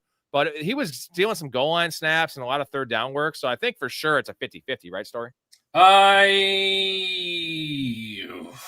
mean, 60-40? 60-40 seems about right. Like, I know Hubbard had I think he had 10 carries last week, and I think Rico had 9 carries, but neither one was terribly effective. Like, let's not forget, Rico Dowdle was 9 for 32 or something like that last week. So 200 yards, you can't take anything away from that, but Jonas Gray is all I'll say about that. Jonas Gray, yeah. Matt says DeMarcado a hold or drop. He might not be on next week, in my opinion. If they had a real coach, he wouldn't be on the team. True. I'm going to hold him for a week. I'm going to see. They don't have a real coach. I'm going to see how this shakes out a little bit. Yeah. Well, you got Bam Knight in the mix too somehow. How about that? This Bam Knight. They sounded like they're going to run a hot hand, and that's kind of the problem. So you need to. Yeah. He's not an absolute hold. If I've got a roster spot in one league, it's a deep league, so I'm fine holding him. But if you've got 5 bench spots, you can send him to the wire. Michael Carter's probably going to be back. Trey Benson's going to come back at some point. Bam Knight being involved. These 3-headed timeshares this year is an absolute nightmare for fantasy. Unless one guy starts separating. And I'm encouraged with JCM's performance, but I'm not convinced that he's going to be the guy. Very well could go back to a 3-way timeshare next week, and you're stuck in the same situation that Trayveon Henderson is right now. So I don't know. This seems like a really bad year for these committee backs. I'm pretty sure you're safe if you need Mahomes to get 10 points tomorrow. It's Patrick Mahomes. You're good there. Yeah. If Hampton misses, Jags' defense is good though. They're good, but it's Patrick Mahomes. I'm not too worried about that. Yeah, he'll probably get that on the ground, bro, with this year. If Hampton misses next week, Tet or Waddle in the flex. I think it's Waddle. I mean, Tet just doesn't have the. They're not looking for him in the end zone. I'm lucky he won that bet for me because he got it in the second quarter and he ended up with 72 yards. So he had 8 receiving yards. I'd go Waddle in PPR and Tet and a half for standard. Thoughts on Cardinals having the biggest sell I've seen this year? That's a bad loss. You can't really get a worse loss just because the team they lost to. You know what I'm saying? If you lose that game, like, like when the Ravens blew that game to the Bills, it was really bad, but also they blew it to Josh Allen at home. This was the Titans, and they were, and the Cardinals were at home. Now, that's not going to be a home field advantage anymore because the Cardinals fans are pissed. They're pissed. They hate Kyler. Everyone hates Kyler. It's ugly. It's terrible. It's a mess, man. It's bad there. It's been bad there for a long, long time. It's been bad since well before Cliff Kingsbury was there. I don't want any part of it. I get it that Harrison's going to have his days. How did he end up today? I mean, the big play in the first quarter obviously didn't get the 4 for 96. Okay, that's pretty good. But 4 receptions is not ideal. I mean, you take out that long of 43, he had 3 for 53. So, yeah. The volume. You know what's wild though? The Cardinals could be realistically 5-0. I mean, if they had any kind of coaching, they'd be 5-0. Yeah. Well, if ifs and buts were candies and nuts, and we'd all have a Merry Christmas. But the bottom line is they don't have a good coach, and that's why they're in the position that they're in. It's why the Dolphins are in the position that they're in. It's why the Panthers are in the position that they're in. Bad teams are going to do stupid things. Yeah, they will. Alex says thoughts on Monty out touching Gibbs. Chaz brought this up, a great point on Wednesday's show, that it was the homecoming for Monty. His handicapped sister had never seen him play since high school, like all those things. And Dan Campbell's that kind of guy. He's a I know it's like a kind of a weird narrative, but like he is a narrative guy. And like if anyone was that guy, it's Dan Campbell. He was going to get Monty in the end zone. He was going to give Monty more touches. I don't think they ever thought they would lose to the Bengals, and like they're just toying with teams. And I heard the stat today that they actually are on pace to score more points than they scored last year. That's Ben Johnson be damned, right? Wow.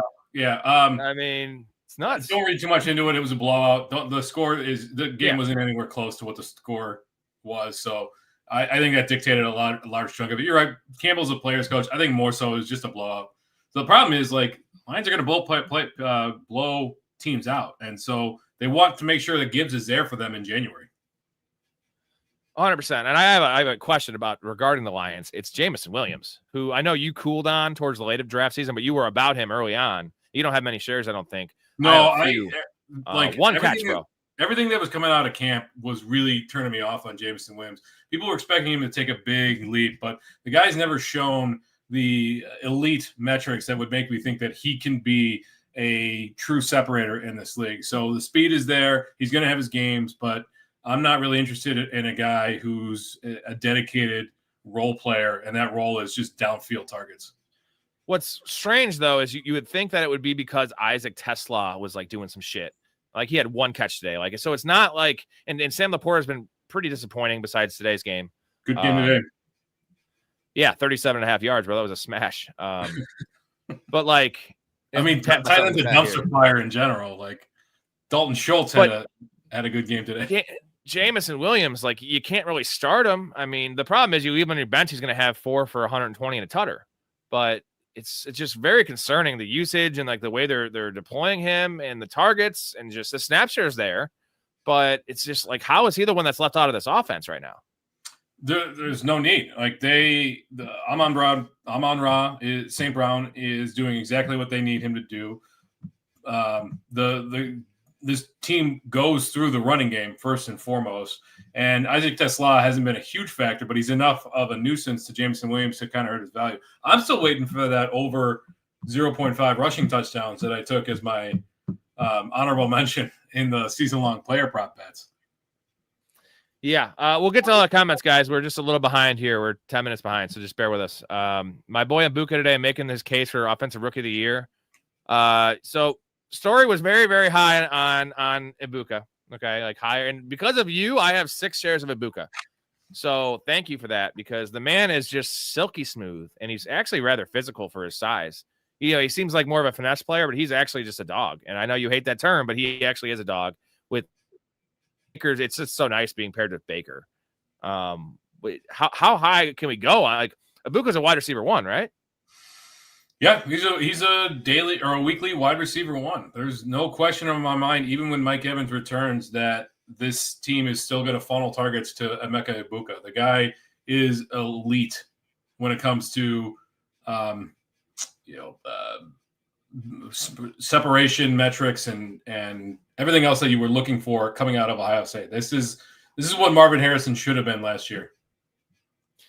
Yeah. Yeah, I mean, because he was drafted way higher, right? He had better college production, and it's concerning. But I think that's also a coaching problem and a Kyler problem, right? Where you don't have that in, even though Todd Bowles is kind of a dipshit, he's not an offensive coach, so it's not him calling the plays. And Baker's a stud, and Kyler's a little garden gnome. I did say that Call of Duty Black Ops 7 came out over the week. So yeah, that's not good. I got a shout out to 50 here. He says coaches know about revenge games. I love revenge games. I don't always buy into it, but like with someone like Dan Campbell, with someone like Montgomery, who is just universally loved by fans, coaches, players, like they're going to get that guy in the end zone. They got him a passing touchdown too, which is just, and I didn't know he was a quarterback in high school, which actually just like makes sense. That's where the Lions are right now. They're toying with teams, right? They are toying with teams. And I'm very much looking forward to next week, Lions versus Chiefs. Be a good game. Yeah, it was interesting. That's the second skill position player I saw over the weekend that tried to throw in a touchdown. Ryan Wingo for Texas had a wide open tight end, and he airmailed him. Revenge games, I get the narrative. I don't really buy into those. I don't really know that we're talking about professional athletes. You're telling me that I'm going to get up to my motivation level of 80% unless I'm playing a team that I was on at one point that, David Montgomery and the Bears parted ways amicably. Now, I think the Bears were stupid to let him go, and they're kind of proving us right that they're stupid. But, like, this one seems a little more – you could read into this a little bit more. But when you're talking about a guy who, like – look at, like, Marcus Mariota. Like, he's going to have half the teams in the league. It's a revenge game. You know what I mean? So, how deep are we supposed to get with this? No, we're not. We got Cook didn't get enough yards for me today. What are your thoughts on Cook? I'm going to get to the super chat real quick from Nick, and then we will get to this question here. Ibuka rest of the season. That's a tough one. I'm still going London personally. I think I've switched over to Ibuka.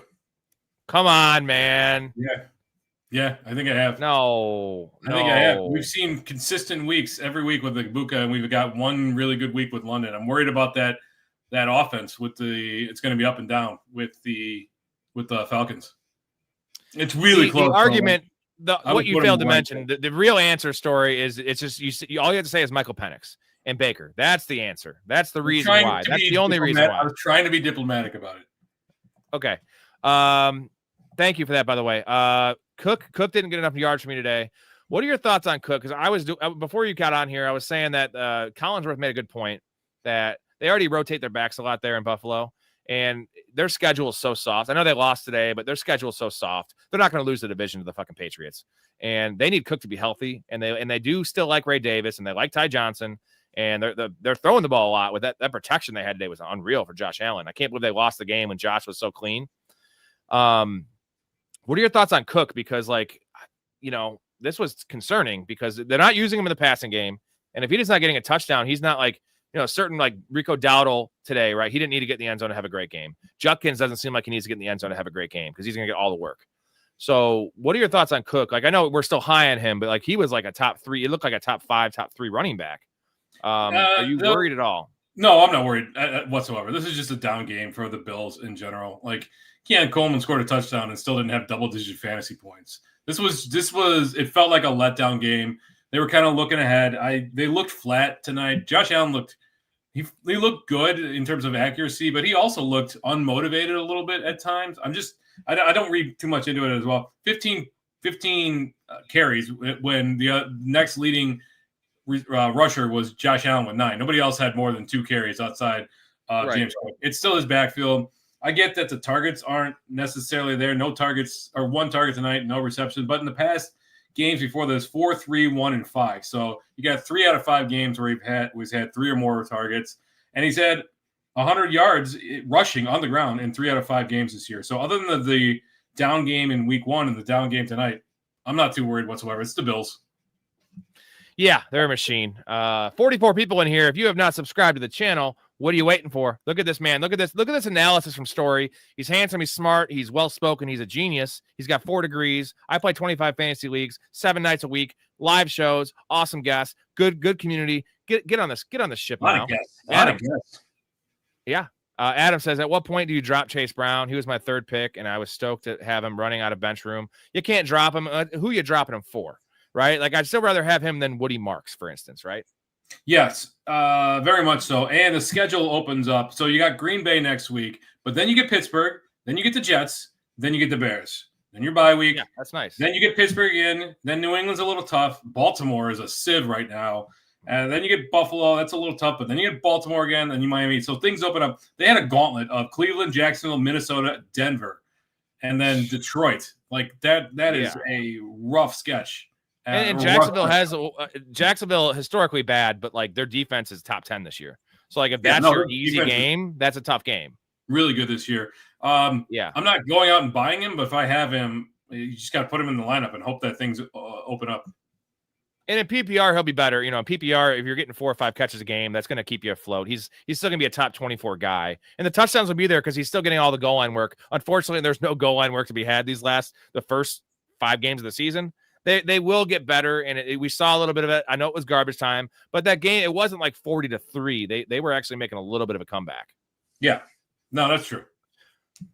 Griffin says random, but Isaac Tesla is quickly rising to be my number one of my favorite wide receivers. I'm a Lions fan. Loving what I'm seeing, even limited, and Khalif is down. So I like the thing is, when do we start seeing him eat into Jameson Williams' role, or are we not going to see it? Because pretty good player. The guy's got 5 targets on the year. Like he looks good when he's getting the ball, but the dude's not on the field. Right, but he's really efficient with those targets. Okay, well, 2 touchdowns on 5 targets is very efficient. I get it's a 40% touchdown rate, but he's fine. He's a monster of a man. But there's the dude didn't do anything at Arkansas. Like, so let's. I like the guy. I like the way his style he plays, but he's not. He doesn't belong on 14-team leagues. 50 and 50 says everyone in the chat turned on QJ so quick when Ladd did better than him in a 10-point game. No faith. Well, this is again, I'm on record saying that starting this week with what we saw, that Ladd McConkey was going to outscore QJ. I know it's been one game. I'm not taking victory laps or anything, but regardless of the fumble he had, like Quinton Johnson's going to be fine. I'm a little worried about that offense in general because he was riding on the back of a bunch of deep targets and a bunch of time for Justin Herbert to pass, which he is not going to have apparently for the next couple of weeks. So what's your not worry level on QJ, but he was the number 4 receiver going into this week. I always told everyone he's a wide receiver 2, wide receiver 3. Are you there yet? I know it's just 1 week, but where are you at? The fact that Justin Herbert had to scramble for 60 yards today has me very worried. The fact that he was needing to get out of the pocket and make these plays happen is extremely concerning. It's concerning for a guy like Quinton Johnston, but nobody did well today, and that's the problem. I was hopeful that Justin Herbert and Harbaugh were smart enough to kind of keep the ship afloat. But if Amari Hampton is hurt and both of your starting left tackles are hurt, and they move a guy from guard over to the tackle position who's never played in his career before, this is a problem. This is a problem for everybody on that offense. And Justin Herbert, who was definitely a quarterback 1, I think he's got to take a hit in the rankings. Quentin Johnson's probably on the bench.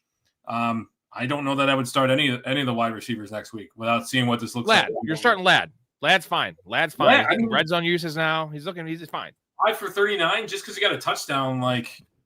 That's really not sustainable. Yeah, I'm just going to go back to, again, I know there's a point, after 5 weeks, we're closer to going off of what the actual production has been than where ADP is at, right? Right now, I'm still in between those. Week 8, I'm just going to go way more on production than I am where they were drafted, right? This is a point in the season where we need to reevaluate where we drafted guys and let go of that a little bit, but also the production is not a big enough sample size. I'm sorry, 5 weeks is not a big enough sample size. So I'm right in between those things, right? That's where I'm at with Ladd, where it's it's not going to be as bad as it was. And it's not going to be as good as where you draft a 5th-round player, which is fine. Quinton Johnson won't be a 5th-round player. That's all I'm saying. That's all I've been saying. And we'll see. But, okay, well, you're probably not happy, though. Ladd McConkey was drafted in the 2nd round almost exclusively. Yeah, silly. I took him in the 3rd round once, and it's because it was pick 20-9. I'll just say this. What are your thoughts? Johnson had 100% catch rate today. I'll just leave it at that. And he had a fumble. Mark says Hawks backfield. Sharp outscores K9. Yeah, he's gonna because he gets the goal line work, man. K9 looked really good though, but it's empty. It's empty stuff, right? It's just like he gets yards and he doesn't get a lot of catches because Sam Darnold's chucking the ball down the field again, just like Vikings days. God, it's good to see Sam Darnold. Kenneth Walker looked great. Like he had 90 yards on the ground. The problem is like this coaching staff is enamored with the big bodied Zach Charbonnet around the 10 zone, and that's eating into Kenneth Walker. They're just going to take him out. It's going to be up and down, but Walker's going to have more good games than Zach Charbonnet. I guarantee it. Outside of that touchdown, Charbonnet was nothing today. He would have had nothing for you today. So. But again, we were talking about coaches trusting people. Like they do trust Charbonnet, and that's not going away. That's all I'm saying. They trust him as a goal line back. I get that. Which is all. So here's another thing that kind of threw me for a loop. Michael Carter on the Cardinals, a practice squad guy, smaller than DeMarcado, who's been with the team, has been there every step of the way for the last 3 years. Dude, like he's not even the goal line back. Like he's bigger than Michael Carter. I don't understand what Jonathan Gannon's doing there. Jonathan Gannon has Down syndrome, bro. To be honest, like, sorry if that offends people, but like, I'm nothing against those people. Like, he just does, and he's just a zombie. Guacamole says, rough day to be a Cardinals fan. I had a rough day. It's been a rough stretch to be a Cardinals fan since the Kurt Warner and Larry Fitzgerald days. It's not getting any better, bro. You got Kyler Murray making a lot of money, being a lazy bum.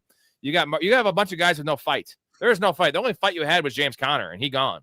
How are they not getting Trey McBride? Like, just everything underneath. Like, how are we not targeting him in the end zone? Like, I think Trey McBride's a buy low right now, though, right? Trey McBride is absolutely a buy low. Let's not forget what he did last year.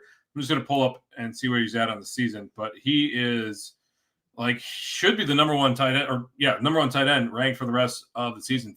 5 for 41 today, not great, but you're not going to have. He had 11 targets last week. Only 52 yards. Bro. He's getting 6 catches every game, which is it's nice in PPR.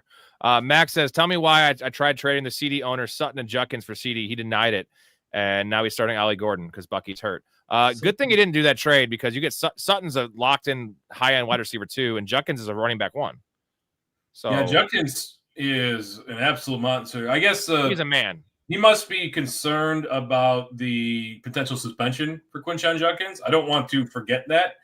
Every day that goes by, it's getting less likely that it'll be resolved this year, but it's still a lingering thing. And Sutton, again, I'm not a huge fan of his, but like he's the more polished version of Calvin Ridley. Yeah, I like that. All right, next question here, guys. We are 6 subs away from 2,400. Let's make that shit happen here tonight. Let's make it happen tonight, guys. Answering all your questions. We're a little behind. We're trying to catch up. Bear with us. Miller trending up in New Orleans. He's a free agent in my league, worth a shot. Yeah, because I think that Alvin Kamara is getting traded. Like, I thought that before the year, and then they also reported that he's probably going to get traded, and teams are interested, which why wouldn't they be? Because he still looks fine. Chiefs look good for him, the Bears. So Miller needs to be rostered if it's a deeper league for sure. Get ahead of it, right? Yeah, I don't think he's getting traded. You should definitely roster Kendre Miller. The team showed a little bit of fight today, which I like. But they won. You look at that contract, and I don't think that Kamara is getting traded this year. Also, you don't think so? No, I don't think so. It's also reassuring that while Taysom Hill had a bunch of carries, he didn't do squat with it, and he didn't have a catch. He had 1 target on the day. So you shouldn't be too worried about him eating into Kamara or Kendre Miller's workload. All right, we got CK in here. What's going on, CK? Shout out CK, the first Patreon subscriber. So I appreciate you. He's up by 12.8 in standard scoring, and he has Kelsey tomorrow. How do you feel about that? 50-50? If Kelsey scores a touchdown, you're probably toast. Otherwise, I think you're golden. And the odds of Kelsey scoring a touchdown are probably +1, I would guess +140. So you're probably a quick math, 67% favorite. I think even more because he needs 68 yards and a touchdown to standard. So like that's 2 things that might not happen, right? So he can score a touchdown in standard. So 68 yards and a touchdown is what he needs to tie. Yeah. He needs 69. Nice. Kelsey's not getting yards after the catch anymore. Okay. I didn't think about that. No. So he needs either a big yardage game and a touchdown or 2 touchdowns. Old school says, thoughts on Diggs. You think he maintains his level of play, and what are you ranking him the rest of the season? This is 2 big weeks in a row. Beyond the box score, he looks great. Like, I haven't seen him be this spry after the catch since Buffalo days. Like, not even like 2 years before he left Buffalo, or at least like the year before he left Buffalo. So I think he's on something. He was all hyped up, bro. He's definitely on that pink Coke or whatever. I don't think he wanted to be in Buffalo last year after like September. So this is good. I said it earlier. I said it before the week. I'm like that. I think this was our Stefon Diggs coming out. I think they slow played him because of the injury. And then when they realized that he was back to full, they unleashed him. And 2 weeks in a row is very, very encouraging. Again, every wide receiver is going to have off weeks, but I think you're pretty happy you've got Diggs. It never ended up where I got a ton of Diggs, unfortunately, but I like where he's at with that offense. I like Drake May. I foresee good things for Stefon Diggs. Yeah, 100%. And then in the flip side, like Hunter Henry, temporary expectations there. Keyshawn Boutte can be dropped. And Trayveon Henderson. Let's not talk about him. Bongo Kong says, okay, so would you drop Trayveon Henderson at this point? No, I wouldn't. I wouldn't because of draft capital, and that's a league winner. Come on, out of here. Really? What are you holding on to him for? You're not going to start him. You need he's a handcuff plus, right? You need an injury for him to even or fumbles. Fumbles. More fumbles. More fumbles. How many more fumbles? Give me all the fumbles. Dude, you need an injury. He's going to do it again. To be startable, not even necessarily fantasy relevant. I don't see any reason to hold on to him. I guess let's check out and see what happens with Antonio Gibson, because I'd rather have RJ. Well, okay, bearing that in mind, but I'd rather have RJ Harvey right now than Trayveon Henderson. Yeah, that's for sure. Should I trade? Bongo says, should I trade Charbonnet and Shaheed for Rasheed Rice? Absolutely, yes. We like Charbonnet. He's a startable handcuff, but that's a smash, bro. That's an easy smash. Worthy is banged up again. Do you see this? Yeah, dude, he might not play. It's his ankle. Yeah, this is a new one. He got downgraded to questionable for tomorrow night. So if you're banking on Worthy to win your matchup, go find Tyquan Thornton and find a spot for him on your roster. Dude, I'm in one of my leagues. I'm up by 4, and he has Worthy, and all he has on the bench is Brashard Smith. So I feel like if Worthy sits, I might win. I know it's PPR, and Smith should get 4. I know Worthy's getting 4. Why don't you go out and hate draft Tyquan Thornton because Thornton vaults into a starting role.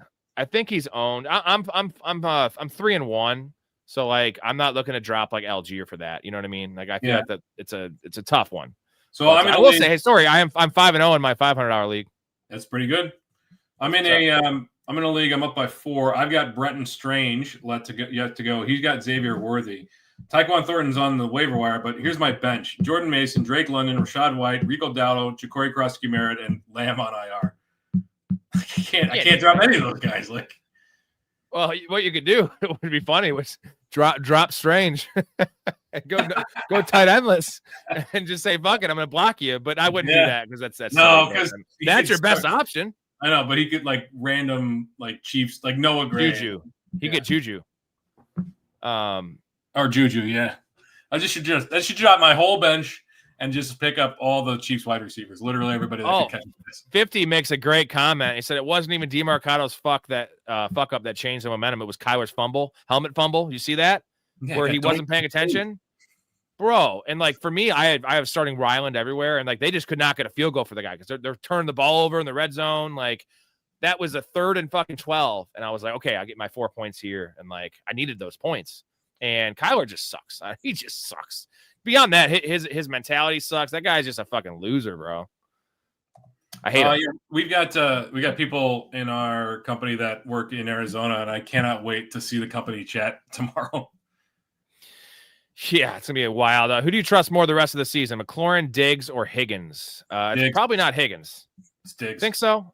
Yeah, I think it's McLaurin if he's healthy. Dude, I don't know, man. If he's healthy. I want McLaurin to be the guy, but he really, really thrived on touchdowns last year, and that kind of mind meld between him and Jaden Daniels wasn't really there. Plus, he's banged up. Dude was holding out in training camp. Drake May looks really, really good. I don't know. It's really close, but I think I'd rather have Diggs rest of the season. Yeah, it's safer. I just like McLaurin, because I just feel like it's going to be a boom in that offense. The running game's working now, and Terry McLaurin's going to catch some bombs. Face Talk, how do I get a running back 2 and a new quarterback? I have Geno and I have Marks as my running back 2. You can't trade either of those guys. So I don't know your roster, but you got to try to do something. Pick up someone on waivers. There's got to be a quarterback. Try to get Jackson Dart, right? Okay, fine. Like, it's got to be a better option. Like, wouldn't you rather start Sam Darnold over Jackson Dart? Yeah. But if it's a 4 for passing touchdown league, Jackson Dart's running the fuck out of the ball, dude. Still, what did Jackson like? How many points did he have today? Like, I don't know. Here's a good one. Who are some buy lows right now for quarterback, running back, and wide receiver? Well, we just said who do we say the big buy low was that we were just talking about? Trey McBride for tight. That's tight end though, so he didn't ask. He asked every position but tight end. Buy low at quarterback. You could Brock Purdy actually. Yeah, Brock Purdy. It depends on how deep things are with your league. I don't know. Maybe I bet the Daniel Jones owner probably has another quarterback on his roster. You could probably pry him away. It's not a buy low per se, but it is a good target because it's the guy's like probably doesn't want that headache every week. Let's see other buy lows. Jalen Warren's probably a good buy low right now. I know there's Kenneth Gainwell there, and he didn't play last week, but he should come back and lead the backfield there. I think Ted McMillan's a good buy low too. It's tough to call him a buy low because he had 70-some yards today, but it doesn't look like DJ Moore. DJ Moore? No, but still a buy low. I mean, it's not a good buy low. But... Okay, Luther Burden then. Colston Loveland. No. No, DJ Moore. I'm going to give you DJ Moore. That's a good buy low. He's going to still be involved, bro. You get him for nothing. Yeah. I mean, what are you going to do with him? Like, Matthew Golden is a really cheap ad. I don't advocate buying to start, but you can certainly buy Matthew Golden and hope that things kind of unfold there. Other buy lows. We'll think of them as we roll on here. Alex says, do you think I could still trade high on QJ, or did I miss my chance? Also, I have Ladd. I mean, you kind of missed your chance. You could still sell high on him based on where we think he's going to finish. But this week was the week to trade Quinton Johnson because you could have gotten a pretty good haul. I feel like you could have got Ted McMillan straight up. You could have gotten, like for sure any of those 4th round receivers. You could have gotten George Pickens maybe. Now that seems to be not the case. Yeah, Johnson definitely had a bad game, so that's tough. He's a hold now. You're not going to find too much value there. Who can I sell Dobbins for at running back? Anyone in the same tier? I think you could try to get Derrick Henry, bro. Do it. Try it. Yeah. Like, see if you can. I mean, do that all day. God, if you hadn't scored that touchdown, I think you could have done that straight up. Yeah, and we all know that touchdown was 100% garbage. I mean, garbage time, garbage touchdown, like just stupid. I can't believe they got in the red zone. Barely got in. Let's see. Injury list. Cheerio, what's going on? Injury list expanded from Burrow to Neighbors to Benton and now Hampton. Actually going to quit, but somehow won this week, so I'm 3-2. Stay with it, man. There's going to be other guys to pick up. There's always guys to pick up. Just churn that bench over. Get a guy like Isaiah Davis in your bench, and when Breece Hall gets hurt, you'll have the starter there. Things like that. Yeah, Isaiah Davis, Tyler Algier. Get those guys that are upside stashes. Hope you can cobble together enough in order to stay at 500. Maybe you'll hit on a lottery. Brian has a good point. Cook already paid off his draft position value. I mean, pretty much, because he was a late 3rd round pick, which is just wild to think about. Yes, I wish I had more James Cook everywhere. I'm not turned off by tonight's performance whatsoever. No, it's a little concerning, but like the point is where you draft them, it's not concerning at all because it was a 3rd round pick. True. Who cares?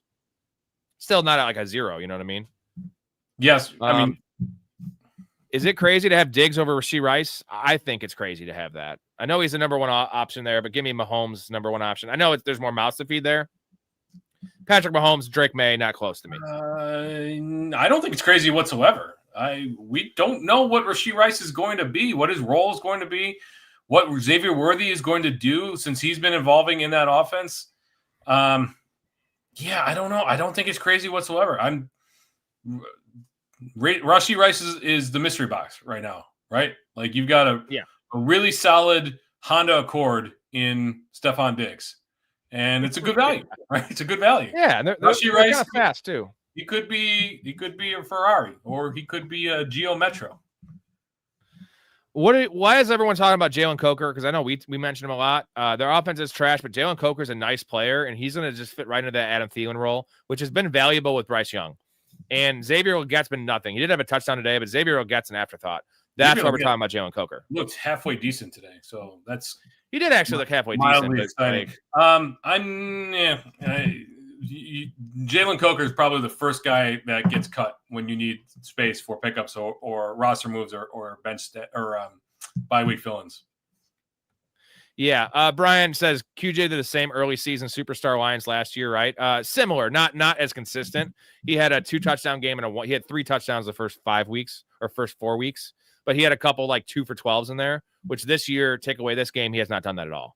So he's a better player than he was last year. He definitely evolved, and the offense has evolved. But it's going to come back to earth. It was always going to come back to earth. Let's be honest. He's still a fine asset. I just don't know. I wouldn't trade for him, I guess I'd say. And you got to start him if you have him, right?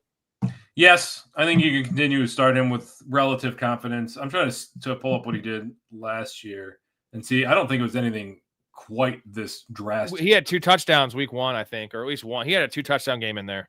Brian has a good comment here. Is Stevenson Vrabel's son-in-law? How is he not benched or at least second to Henderson? Well, I said the comment that's not about what Stevenson is. I said that Trayveon Henderson definitely banged Vrabel's wife. Got caught. That's why he's in the doghouse, because he has no reason to be in the doghouse, right? He's recovering fumbles. He had an awesome preseason. He has high draft capital. Like, what else do you want from the guy? Goodness. A fumble and a fumble loss from Stevenson, a fumble from Gibbs. Stevenson, 7 carries, 14 yards. Gibson, 6 carries, 21 yards. Henderson, 6 carries, 24 yards. None of them had more than 2 targets in the passing game. Oh, Henderson had 3, but only 2 catches. It's a disaster. Like, what? Why are we holding on to this guy? What are you hoping to get out of this? It's not the goal line back. Pass to our players, you know. He's not the pass catching back. He doesn't look particularly good in the passing game. Like, he's not running decisive either. It's just he kind of looks like he's like nervous. When he makes that cut and he gets space, he looks explosive, but he's making like mentally he's not up to speed with the NFL. Yeah, it's concerning because he was such a pro-ready prospect in terms of his pass blocking and just what, playing in a system in Ohio State, but just not working out. Argo says, what if anything could I flip Carter for in Dynasty? We're not Dynasty bros, but I would flip him for anything you can if you could. He's still kind of a young guy, but Jalen Coker maybe. Yeah, nice. Guacamole says Cardinals need to get Kamara before Chiefs. I don't think they should be trading for anyone because their season's over. Their division's insanely impossible to win because Seahawks are amazing. Niners are like winning with no players right now, and the Rams are a fucking juggernaut. They had 1 bad loss. The Rams are a good team, so like they're not making the playoffs, dude. This is a good one. Waller or Kincaid next week, Story? Kincaid's killing it, man. He's killing it. So's Waller, though. Like I know, but tied to a better quarterback. Yeah. I think the answer to the correct pass catcher in Buffalo is Kincaid. So yeah, I would go Kincaid. Better quarterback, better offense, better coach. We got a troll in here. You guys have 0 football IQ. Thanks, Beast. I disagree with that one, but yeah. Yeah. Well, I had a guy in here last night, Story, that was just talking a bunch of shit, saying that like we're really slow on that. We need to stop going off topic. And me and Ray actually kept it together for the most part. And because we were like 10 minutes behind the chat, and we had like 1,400 chats last night, dude. And I got to everyone, and then people in the chat were like, dude, he stays on until all the questions are answered. And he was just like, dude, you fucking not answering my question. It's like, and just being a dick. Well, that's unfortunate. Mr. Beast, maybe this is Mr. Beast. We don't know. Beast Online. You are entitled to your opinion. I would disagree. Yeah, that's fine. Whatever. Yeah. I'm going to treat you with kindness, so I hope you have a good day, sir. Sean the Great, what's going on, Sean? You're talking about the shenanigans today. The Cards game was crazy. I mean, the loss by the Dolphins was bad, but like that was just devastating on so many levels. Diggs looked very good. His toe catches were insane. He looked very savvy. Yeah, he only played 50% of the snaps. That's what Stefon Diggs has never been a 90% snap share player, though, right? No. Even in his prime, he was like a 72% guy because they don't play him on running downs. But the dude is one of the best, like body control, mentally aware wide receivers in the league. Like he's always going to be Nobody like can toe tap like Stefon Diggs. Nobody understands their position within the field like Stefon Diggs. It is really a sight to see, dude. His days in Minnesota, that was a sight to behold. I think we can nickname him the ballerina on the channel. I like it. Yeah, I get a little graphic. The Smitty says, I called that Titans upset because Kyler sucks. You did, Smitty. That was your upset of the week you said on last night. So good call there. Nick says, week 1 traded away Puka, Ibuka, Kenneth Walker for London, A.J. Brown, King Henry. I'm 0-5. Ooh. I still have hope, though. I still have hope for what you got, though, in the long term. Unfortunately, it might London, A.J. Brown, King Henry. It's fine. I'm not. Yeah, I mean, I see why you did it. You know what I'm saying? Like in hindsight, it's 2020, bro. So, dude, John Harbaugh's got to go. He's got to go. He is toast in Buffalo. He had a really good run there. Obviously, he's got a Super Bowl, but I don't think he knows what he's doing with that team anymore. It's wild to me how like it's not just players that fall off. Coaches fall off too. You get complacent. Things start slipping through the cracks. I'm telling you, guys like Tomlin need to go. Harbaugh needs to go. Like sometimes you need a clean slate, and you got the best. Don't throw Tomlin. Don't throw Tomlin in there, man. Come on, Tomlin in there. You're crazy. You crazy Story. So bro. When was the last time they didn't lose in the first round of the playoffs? When's the last time they had a quarterback? True. Very true. Yeah. Okay. Kenny Pickett, bro. Kenny Pickett. How long is Bucky out from the Smitty? You think it's an IR stint? Because I know he's out. They already said he's out next week. Yeah, it wouldn't surprise me to see him land on IR on Tuesday. Why they didn't put him on the IR originally is just stupid. If they're going to do that, I think they were hopeful. I think they've got a big. What do they have coming up? Yeah, but week 9 bye. I know that. Yeah, that wouldn't matter. Oh, maybe like. Maybe they were hoping to get him back after the bye. Well, if they had just put him on IR, they would have had him back after the week 9 bye. So right now they can't. So JD says got Ferguson off the wire last week. He might have won my championship, my matchup. He was number 1 tight end after week 3. So like I want to play in your league because like it must be an 8-teamer or something. But I mean, maybe I'm so pissed about Ferguson. Story. Like, you remember me and Nick O talked about Ferguson, and I took Ferguson in 12 leagues last year, just like I took Kraft in 11 this year. Like, that thing is just like he got hurt, and then Dak got hurt, and the whole team just fell apart. Now Ferguson is like, dude, he has 41 catches. You were a year early on Jakey. I know, and it scared me away because, well, it didn't scare me away. I just had Tucker Kraft instead, and Ferguson was the better pick, obviously.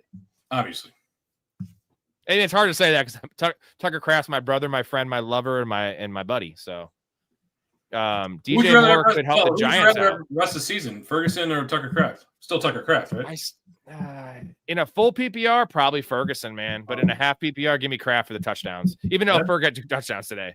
And the thing is, CeeDee Lamb will be back, right? He will be back, which will change a little bit. Yes. Guacamole. Fact, DJ Moore to the Giants. DJ Moore to the Giants. Yeah. That would be a good idea. Why would they be doing that, though? But it would be a good idea if they didn't have a short bus kid as the GM for the Bears. Correct. And I will say this. If they won this game, they'd be more realistic. They lost this game. And they lost to the Saints of all teams. So it's not a ringing endorsement on their future like outlook. You know what I mean? Yeah. Although Jackson Dart looks fine. Let's pump the brakes on the Jackson Dart for MVP talk. Like everybody likes the way he plays, but you got to get results here, right? Like at some point. Right. Kyler at Indy or Fields versus Denver week 6. Ooh. I mean, I probably Fields just because like Kyler, it's just a wasted player. I mean, what are you going to get 18 points from him? And the Indy defense is not exactly a pushover this year either. Denver has been somewhat vulnerable. Fields has shown you got to be prepared, man. Like the Justin Fields experience. I texted you this earlier. It's a freaking roller coaster. So you could pop off for 30, or he could lend you 6. So, and this is as a Bears fan, I'm quite aware of it. Yeah, but I mean the numbers are there at least. Like I told you, he's Blake Bortles this year. Remember Blake Bortles doing that shit where like he compiled 23 of his 30 fantasy points in the fourth quarter when they were down by 14. That's the Blake Bortles, which we love. Brashard Smith, what do you think about him for the Chiefs? Is it a hold? I mean, in this running back environment, it kind of is a hold. Yeah, I mean, we didn't PPR. They didn't play today, so we have yet to see. I'm not going to proclaim that he's the next big thing. We saw enough of that with Woody Marks this weekend. I do think that there's enough there for me to expect a larger role moving forward. It might take some time, but he should be able to carve out a nice pass catching role for him in that off. They need something. They need a spark somewhere. Patrick Mahomes looks good, better than he's been in years. But they're still kind of just struggling by. They're still just kind of winning ugly. And that's also the problem with the Eagles this year is they're not the offensive juggernaut that we've seen in the past where just everybody's eating. This team is winning, so they're doing it just in the trenches. That's a problem for fantasy football. Yeah, Alex says great calling the bets this week. You're the only reason I made money. Damn straight. He also asked me, you got any bets for Monday's game? I already put it in the Discord. It is Brian Thomas over 56.5 yards. What do you think about that story? It could happen. Well, very well. It's what you like it? Is it you hate it? Is it just like a blah pick? I mean he's gonna get 9 targets, right? 6.5 when he was at the end of the season last year. He was regularly in the 80s in terms of his line. It seems like it's easy to hit, but I don't know, man. Like Trevor Lawrence looks so off this year. Yeah, but he's due for a big game. Bink says lost my perfect record because of Woody frickin' Mark shaking my head. Hopefully you didn't start him over Rico Dowdle. But it's fine. You're 4-1, bro. You're fine. Started Ertz over Hawkinson today. Everyone did that. I would have told you to do that too, especially with no Terry McLaurin. But what did Ertz have? 1 catch? Did he even have a catch? I don't remember. He was very non-existent in the passing game. Yeah, I didn't see him at all. I didn't. He did not. He had 1 target. He was blocking a lot. I think did you see he was blocking? Well, I think that they really wanted to protect Jaden Daniels, and so they kept kept extra tight ends in on multiple sets. You had what's his name? John Bates. Remember him from Detroit? He was in on way more snaps than usual this week. So I think they made a concerted effort to try to keep Jaden Daniels upright. Where do you rank, real quick? Where do you rank Rasheed Rice rest of the year? Top 10? I have top 15 in PPR. Top 20 for me. I'm not. Okay. He's definitely right in there on a wide receiver 2, but I'm not ready to anoint him a wide receiver 1. Jay lost the bet because DeMarcado. That sucks. Can you imagine if you had like DeMarcado in like a touchdown parlay with Ja'Cory Krosky-Merritt and that's any a deep guy. Yeah, that sucks. Would you guys rather have Tua or Kyler to build a franchise around? I mean, as much as we hate on Kyler, it's Kyler because Tua is a vegetable. I mean, and he's terrible. So it's Kyler by a mile. I don't want either is the answer, but I don't want either, but yeah. But it's gotta be Kyler. I mean, yeah. Oh, T Money says the answer is Tucker Kraft. That's the answer. We want Tucker Kraft. Just build your team around a tight end and just like have just do Wildcat shit with Tucker Kraft. Let's do that. Actually, Tyler Warren's probably the guy to build your team around though, because that guy's a monster. The numbers aren't quite there. I mean, he had a touchdown, four targets, 4 catches, but like better days are ahead. You know, the offense is so efficient, and Jonathan Taylor has just been so on fire that it's kind of hurting Pittman and it's hurting with Kyler Warren. I can't complain about it because it's exactly what I was expecting from Jonathan Taylor, and Warren is doing better than any other rookie tight end by a wide stretch. Yeah. QJ Smith says, I wish DJ Moore's back in Carolina. My Panthers need him. Yeah, man. Unfortunately, you gave up such a haul for that little midget quarterback you have. And as Bears fans, thank you, even though it's not really working out that well for us, but it definitely was a positive move for us. God, did you see when there was one play when Bryce Young was going after the fumble and there was a linebacker in like his vicinity, like how small Bryce Young is relative to regular size NFL players. It is wild. He's so small. He looks like a child. Yeah, he is. Like I think Kyler's shorter than him because Kyler's legitimately like 5'8.5". I love the way that Kyler runs. He looks like he's a cartoon. His little legs running. Just. Hold on, my camera went out. There we go. Yeah, they're funny. They're little cartoons. Just like it's like I see like their wheels spinning. You know what I mean? Yeah. Brock traded Genty and Waddle for Jefferson and Kittle. It's looking like a win. Yeah, well, as long as Kittle's back in the next week, or 2. It's a win. It's a win across both. I think that's the kind of fantasy football trade that makes me happy because both teams are going to end up improved. Is Brashard like McKinnon? Not as savvy, obviously, because he's a rookie, but he's like a souped-up Jerick McKinnon, right? Who would you say is a better rusher? Who has better rushing prowess with what you're comping Brashard Smith to compared to McKinnon? Like between the two of them? Yeah. Jerick McKinnon. Really? In terms of like between the tackles? If it was even possible with that size? Again, don't get me wrong, but Brashard Smith has a lot of juice, but between the tackles, McKinnon was a pretty savvy rusher, but he made his hay in the passing game. Brashard Smith, there's opportunity. Like I don't want to say drop Tyler Algier for him, but if you're holding on to Ollie Gordon, like I might make that switch.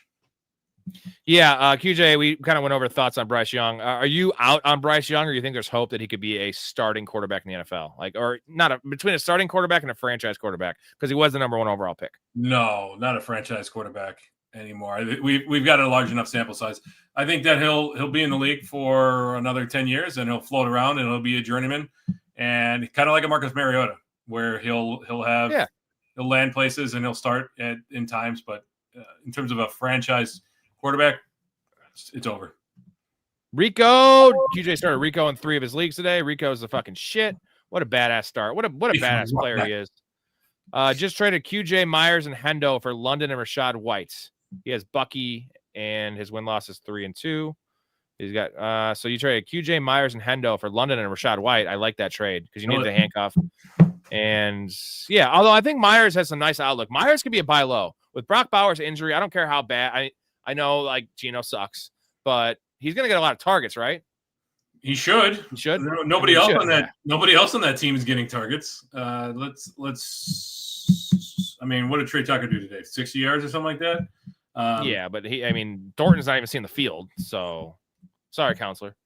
50 and 50. When's the last time a tight end was thrown? Albert, the dude from Ohio State. Albert O. That Denver guy. Yeah. No, Missouri. He went to Missouri.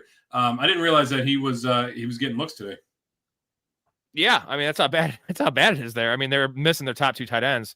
50 says, when's the last time a tight end has thrown, rushed, and caught a TD in a season? Warren will get it. Taysom Hill, but Taysom Hill doesn't count as a tight end. And Tyler Warren is a tight end, right? Like he is Taysom Hill that actually plays like real football. Now, I'm not trying to slander Taysom Hill. I'm just saying Taysom Hill is a gadget player and Tyler Warren's a tight end. I think 51-50 is right. I think that Tyler Warren, they're going to scheme up something for him to throw a touchdown this year. Bongo says pick between one player, Josh Downs and a great offense with good targets, or Io Manor, he's not the wide receiver 1 because Calvin Ridley was always that guy. We loved Io Manor. It was getting close, but is it Josh Downs? Yeah, when push came to shove, we saw where Bryce Young and that offense trended towards, and that was with the regular steady Eddie in Calvin Ridley. Very disappointed in Io Manor today. Like they're trying to make a comeback. They end up coming back and winning, and Io Manor has almost zero to do with that. That's disappointing. Yeah, Joe King says, would you trade Kyron for Derrick Henry? I'd rather have Kyron, and I am a big Derrick Henry guy, but like, yeah, bro. I mean, at least because the next couple of weeks, you got a bye week coming up, week 7. Now, I know the Rams have a week 8 bye, but like you can't really like be comfortable using Henry for the next week for sure against the Rams, and then you have a bye week. So if you have a losing record, I want Kyron. I think rest of season it's close, is what I'm saying. I love King Henry, but bro, come on. Like Kyron literally just had 8 catches, and Blake Corum fumbled us in the doghouse. I love Blake Corum. He's a handcuff, but like it's Kyron. It's got to be Kyron. Better offense. I think like during the fantasy playoffs, I'd rather have Derrick Henry, but you got to get there first. Story. Well, you're not benching Derrick Henry anywhere, though, are you? No, hell no. I would never. You can't do that. That's like a sin. Like, yeah, because he's gonna have an 80-yard touchdown the second you do that. Yeah, but it's really bad. We didn't talk about the Ravens. It's really bad, bro. It's bad. Like I'm telling you, I cannot wait to do that bet. Please do it with me, Story. When they lose next week, because they will lose to the Rams, right? Lamar's not playing. Kyle Hamilton's out. They're going to rest everyone and just take an L, right? I think they're going to be 1-5. They're going to be 25-1 for the Super Bowl. I'm telling you, they're going to be 1-5, bro. Put $100 in that. Would you do it? Probably not. To win $3,500? Yeah. Still probably not. this team has fallen off a cliff. Yeah, but I still do believe in the infrastructure there, and I believe in Lamar. And he has a chip on his shoulder, and Derrick Henry has a big chip on his shoulder from the fumbles. And in general, they need to win a championship. Derrick Henry needs a championship. Harbaugh needs another one. Like, it is. I'm not that impressed with the Bills right now. Like, they look beatable. They just lost to the fucking Pats. Yeah. Denver's a dark horse. I was actually saying Denver 25-1 before this week was a good bet. Denver is a dark horse. I wouldn't call them a dark horse, but the Chargers are too beat up, right? Yeah, the Chargers are way too beat up. I think the Chargers window is closing very, very quickly. I wouldn't count the Chiefs out of it. What do you make of? No, you can never count the Chiefs out. Yeah, I'm trying to think who else in the AFC is even worth their salt. I mean, the Jaguars are technically 3-1, but they look horrible. The Colts, but they have Danny Dimes, bro. I mean, it's still Danny Dimes. QJ still believes in Bryce Young. He's laughing about it, but that's a homer. That's kind of homerish, dude. But hey, man, I mean, he's a decent. His mistakes are just so bad, right? And he looks so like pedestrian when he's bad, and he plays some good hero ball, but like he's just got a weak arm. And he's just kind of a feeble player, and like he's not a good decision maker, and he's got a terrible franchise. So like, he's got no coach. Draft capital is only going to get you so far, and that organization is very poorly run. Are you trading high on Pickens right now, Storey? That's a really good question. I'm not. He's killing it. He is killing it. Man, he has 5 touchdowns, Storey. He has 5 touchdowns. Dak looks good. Pickens looks good. Yeah, probably not. That's probably I don't think so. I mean, it depends on what you can get. Would you trade him for Justin Jefferson? Probably, right? Yeah. Oh, yeah. I traded for Drake London and Nico for sure. Drake London and Nico, Garrett Wilson. I'm trying to think who else. Garrett Wilson's like the line, bro. That's the line. Yeah. Just because like his numbers are kind of fake. We know they're fake, Storey. We have him on our team. We know it's fake. Like it's not real numbers. Like fake. Like numbers are numbers. Like you're still catching the yards. I don't know how sustainable it is because like again, it's the Blake Bortles experience. And the difference is that Garrett Wilson's an elite player. That's what you have on going for Garrett Wilson. But like you got nothing at the quarterback end. So I'm well aware that the shoe could drop at any moment. Trust me, I'm well aware of that fact. Devious. All right, we got a little bit of time left here, gentlemen. So if you want your question answered, get it in now. Devious says down 25 with Mahomes, and he has Hunts. 0.8. Oh, you're good. You have a lot of scoring there for quarterbacks, Devious. So you get extra points for yards than most, and 6 for passing touchdowns. So yeah, you're winning that one. Unfortunately, if Kareem Hunt has 2 touchdowns, you lose. Maybe even if he has 1 touchdown, you might lose. But yeah, I like that. Kareem Hunt seems to be the goal line back there, so that's a bit of a concern. Yeah, and that's going to specifically take away from Patrick Mahomes' points. It's not like he's on the other team, right? Nobody says what would be a good trade for Henry. Don't trade. Trading for him? Trade for Henry. Yeah. Trying to think of a good player. Kareem Hunt. Who could you trade? Like who's Javonte Williams? I think that's a guy. Yeah, I'm sure that the Henry owner would. I'm not sure, but the Henry owner might snatch that opportunity to get out from under Derrick Henry. Who would you rather have? You hate Javonte Williams, though. I don't hate Javonte Williams. I love Javonte Williams. I think he's an amazing player. But the dude, shut up. My God, like, is he the slowest starting running back in the NFL? The guy got tracked down. He runs really hard, though, Storey. And he's getting all the work, and I could appreciate that. Can we put the Jaden Blue hype to rest now a little bit? I like when he was inactive week 1, I was completely off. But everybody was hyping up. You got to stash Jaden Blue. You got to stash Jaden Blue. Why do we think the Cowboys are going to go away from what's working just because Miles Sanders got a little bang dinged up? Yeah. QJ, he asked, should he trade CMC? I would wait one more week, and that's a risk because he could get hurt. He's going to blow up again this week because there's no Kittle, and then maybe make the move and get try to get Bijan or, try to get some elite player for him. And he also says he's trying to trade A.J. Brown. Don't trade A.J. Brown. You're not going to get anything for him. Better days are ahead for A.J. Brown. It's not going to be pretty, but it's still A.J. Brown. I would only trade CMC for Bijan, Gibbs, and Puka at this point. That's the only 4 players I would want over CMC at this point. Yeah, it's just the problem is the health is a concern, right? That's the concern. I mean, yeah, but like you're gonna kick yourself if he ends up staying healthy all year long. Yeah, JD says, sorry, I'm usually making comments, not asking questions. I just enjoy talking ball. We enjoy talking to you, so don't ever apologize for asking questions because you're helping create this content. Also, 3 more subs. We got a couple minutes left. 3 more subs for 2,400. We've had no super chats in this one. At least give us 2,400 subs, baby. That's a big number. You guys can come back, talk ball with us, see Story's handsome face. Handsome. Do you like DK, Mason, or Henry? Or DK Henry. Mason for Henry and Tet. DK and Mason for Henry and Ted. Yeah, I like that. I like that a lot. Yeah, I think Tet's still a buy low. No question there. I think there's much better days ahead for Ted McMillan. Hey, what's going on, Unique? How you doing, man? Gentlemen, Unique. howdy. I think I'm Unique stuck New York. with AJ Brown. You're stuck with AJ Brown. Unless you just want to trade him for, it's probably 60 cents on the dollar right now. And maybe you can get 70 cents or 75 cents on the dollar because his name value. But the eye test doesn't look good. The vibes there. The vibes are the problem, right? Vibes are awful there. And we thought that maybe we got a bit of a squeaky wheel narrative here, and that did not come to fruition. Devonta Smith had a fairly decent game today, but AJ Brown, man, like you can't trade him. You can't bench him. You're kind of stuck with having to play him every week. Yeah, it's. At least he's getting 5 catches. It's just there's been nothing down the field, which is really concerning. You don't want to know why that is, Story? It's because Saquon Barkley has not gotten going. So like teams are playing shell coverage against them, and they're kind of stacking the box. And it's a combination of like you need to open up the passing game with the running game, and they're not doing that right now. And they will do that though, right, Story? I have to think that at some point they're going to right the ship again. Like I mentioned earlier, this is another team that's kind of winning ugly, and I don't know that that's a sustainable path for the next, what week are we in? For the next 14 weeks or whatever it is. Yeah.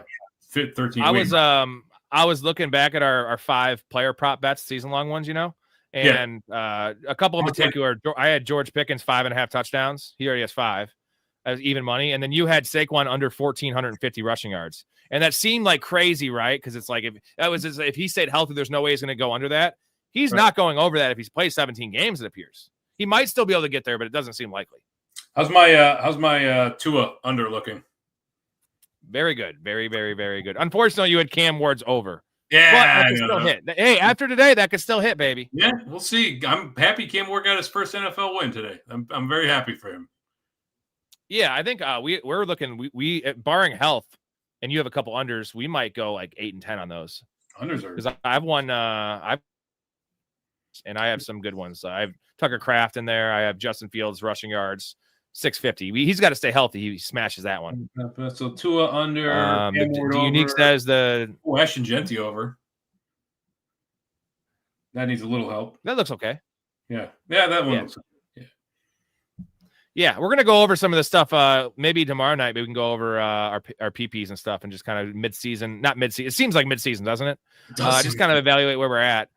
Unique says the DeMarcado drop TD killed me. I want to say one thing about that. As bad as it was, Story, I think it was a touchdown. They showed the pylon cam.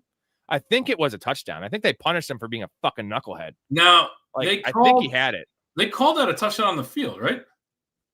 And they overturned it. Yeah, I'm telling this is the problem with the NFL and this replay system now. They've got this expedited replay system, but they've gotten away from you have to have indisputable evidence in order to overturn things. And now it's like, oh, well, it mostly looks like – it's not that it's indisputable. It mostly looks like this, so we're going to go – and they've done it in college too. And it was supposed to be – you had to have very clear, indisputable evidence. If it takes longer than a minute for there to be a decision, then it shouldn't be overturned. And that one in particular should not be overturned. First of all, how do you not have a laser right down the goal line that tells you when the ball passes it, number one? But number two, how could you don't have a direct shot right down the goal line? How can you go ahead and say, yeah, we know for certain that did not cross the plane? That's ridiculous. It was a judgment. It was a judgment on when he lost the ball. That's the problem, right? Because that's a big judgment. Like, it's not like where the ball was. It was when he lost it. Because I saw in his hand, now whether he had full control or not, it was actually on the chalk from the pylon cam. But, Should have never, that's should have there's so never many been problems. there. I get that, but Right. come on, NFL, you got to do better than that. I have an idea, okay? Because Gronk was famous for the Gronk spike. Yeah. Like, are we gonna get to a point where a session in practice is them like practicing carrying the ball over the goal line and like getting like their muscle memory of like keeping the ball and like everyone's play is just to do the Gronk smash because you want to keep the ball. I don't know why they want to drop the ball. I'm gonna keep the ball and fucking smash it or throw it into the crowd or hump it. You know what I mean? I want to do one of those things, not drop it. That's the dumbest thing ever. What does it even show? Outside of, I don't understand. Like Taylor did it last year, and then Adonai Mitchell. Like you would think that every coach after Adonai Mitchell last week would show that Monday morning 9 a.m. This is what we're all gathering in the film room, and we're watching this play. And if I ever see any of you do that, like you're riding the pine for the rest of the game. Yeah, I'm not. Well, no, the better one is Malachi Corley because he was a first or top like 40 pick, right? And he is probably never. He's actually on a team. I saw him have a catch today, but like he's never getting another shot in the NFL because he was a borderline player and he was actually drafted highly, right? Like so, when Jonathan Taylor does it, doesn't matter. He's Jonathan Taylor, right? One mistake. That's not Malachi Corley and Adonai Mitchell and like Deshaun Watson, Deshaun Jackson, like that. We expect that shit from Deshaun Jackson and Tyreek Hill, but like these young guys, dude. I know it's because they haven't been there before, but like. Are they blacking out? Like, what is the thought process of dropping a ball? It's not even showboating. It's stupid. Spike the ball, hump the ball, spit on the ball, come on the ball, do whatever you want to do to the ball. Don't drop it. It's just silly. Like, that's not celebration, is it? No. So has Malachi Corley scored a touchdown? Like, did he end up scoring a touchdown with the Jets last year? No. So he'll never score a touchdown. And he had one and he dropped it and he got cut. And now he's like, they cut a second round pick. He's on the Browns now. Yeah, I saw him on the Browns today. Yeah, I knew I saw him somewhere. Through 16 receiving yards before today. Ooh, I got to get to this comment from QJ. He said he wished he had Shedeur Sanders in Carolina. I think he's a special quarterback. He's way better than Arch Manning. Oh, that's not a hot take because Arch Manning sucks. It appears he sucks.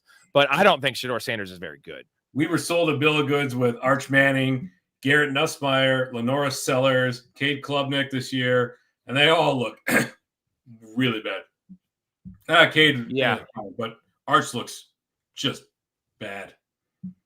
How do you lose to unranked Florida? Well, here it's Smalley says started Woody and put money on him today. D'Amico Ryans lied to us. D'Amico Ryans coaches lie to us. That's just the point of that. Don't believe what they say, especially certain coaches. Also, now Ryan seems like an honest guy, but D'Amico Ryans is fine. Like he's kind of stupid, but like I said, most coaches are stupid. What we didn't hear from the Texans organization this past week was Woody Marks is going to get substantially more work.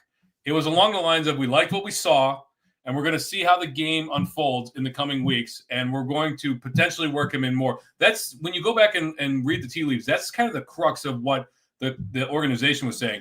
The hype came from the industry when everyone's like usage stats and everything related to the uptick in a blowout game. It's difficult to take those things without a grain of salt. And kind of like what we talked about earlier in the year, hopium, Nick Chubb being dust. We want Woody Marks. He's a rookie. This is his breakout game. And guys like Schefter saying, well, some beat reporter thinks that Woody Marks is going to be the starting running back. You gotta tune that stuff out. You're going to hear tweets from Schefter and Pelissero and all these guys talking about what they think is going to happen when what we should be looking for is what the coaches tell us what's going to happen. And again, coaches lie, but let's not like build up all this hype about guys just hoping that it manifests into something. Let's let it play out. Like JCM, I had to start JCM in one league this week because I had like Tyrone Tracy and Bucky Irving and a ton of guys that are hurt. But otherwise, like I got him stashed, but he was on my bench in the other two leagues I had him in. So. Yeah, okay, a couple more, and then we got to get out of here. JD says I would do the icky shuffle if I scored. I would do my favorite is the Randy Moss fake mooning when you had Joe Buck saying that's absolutely disgusting act.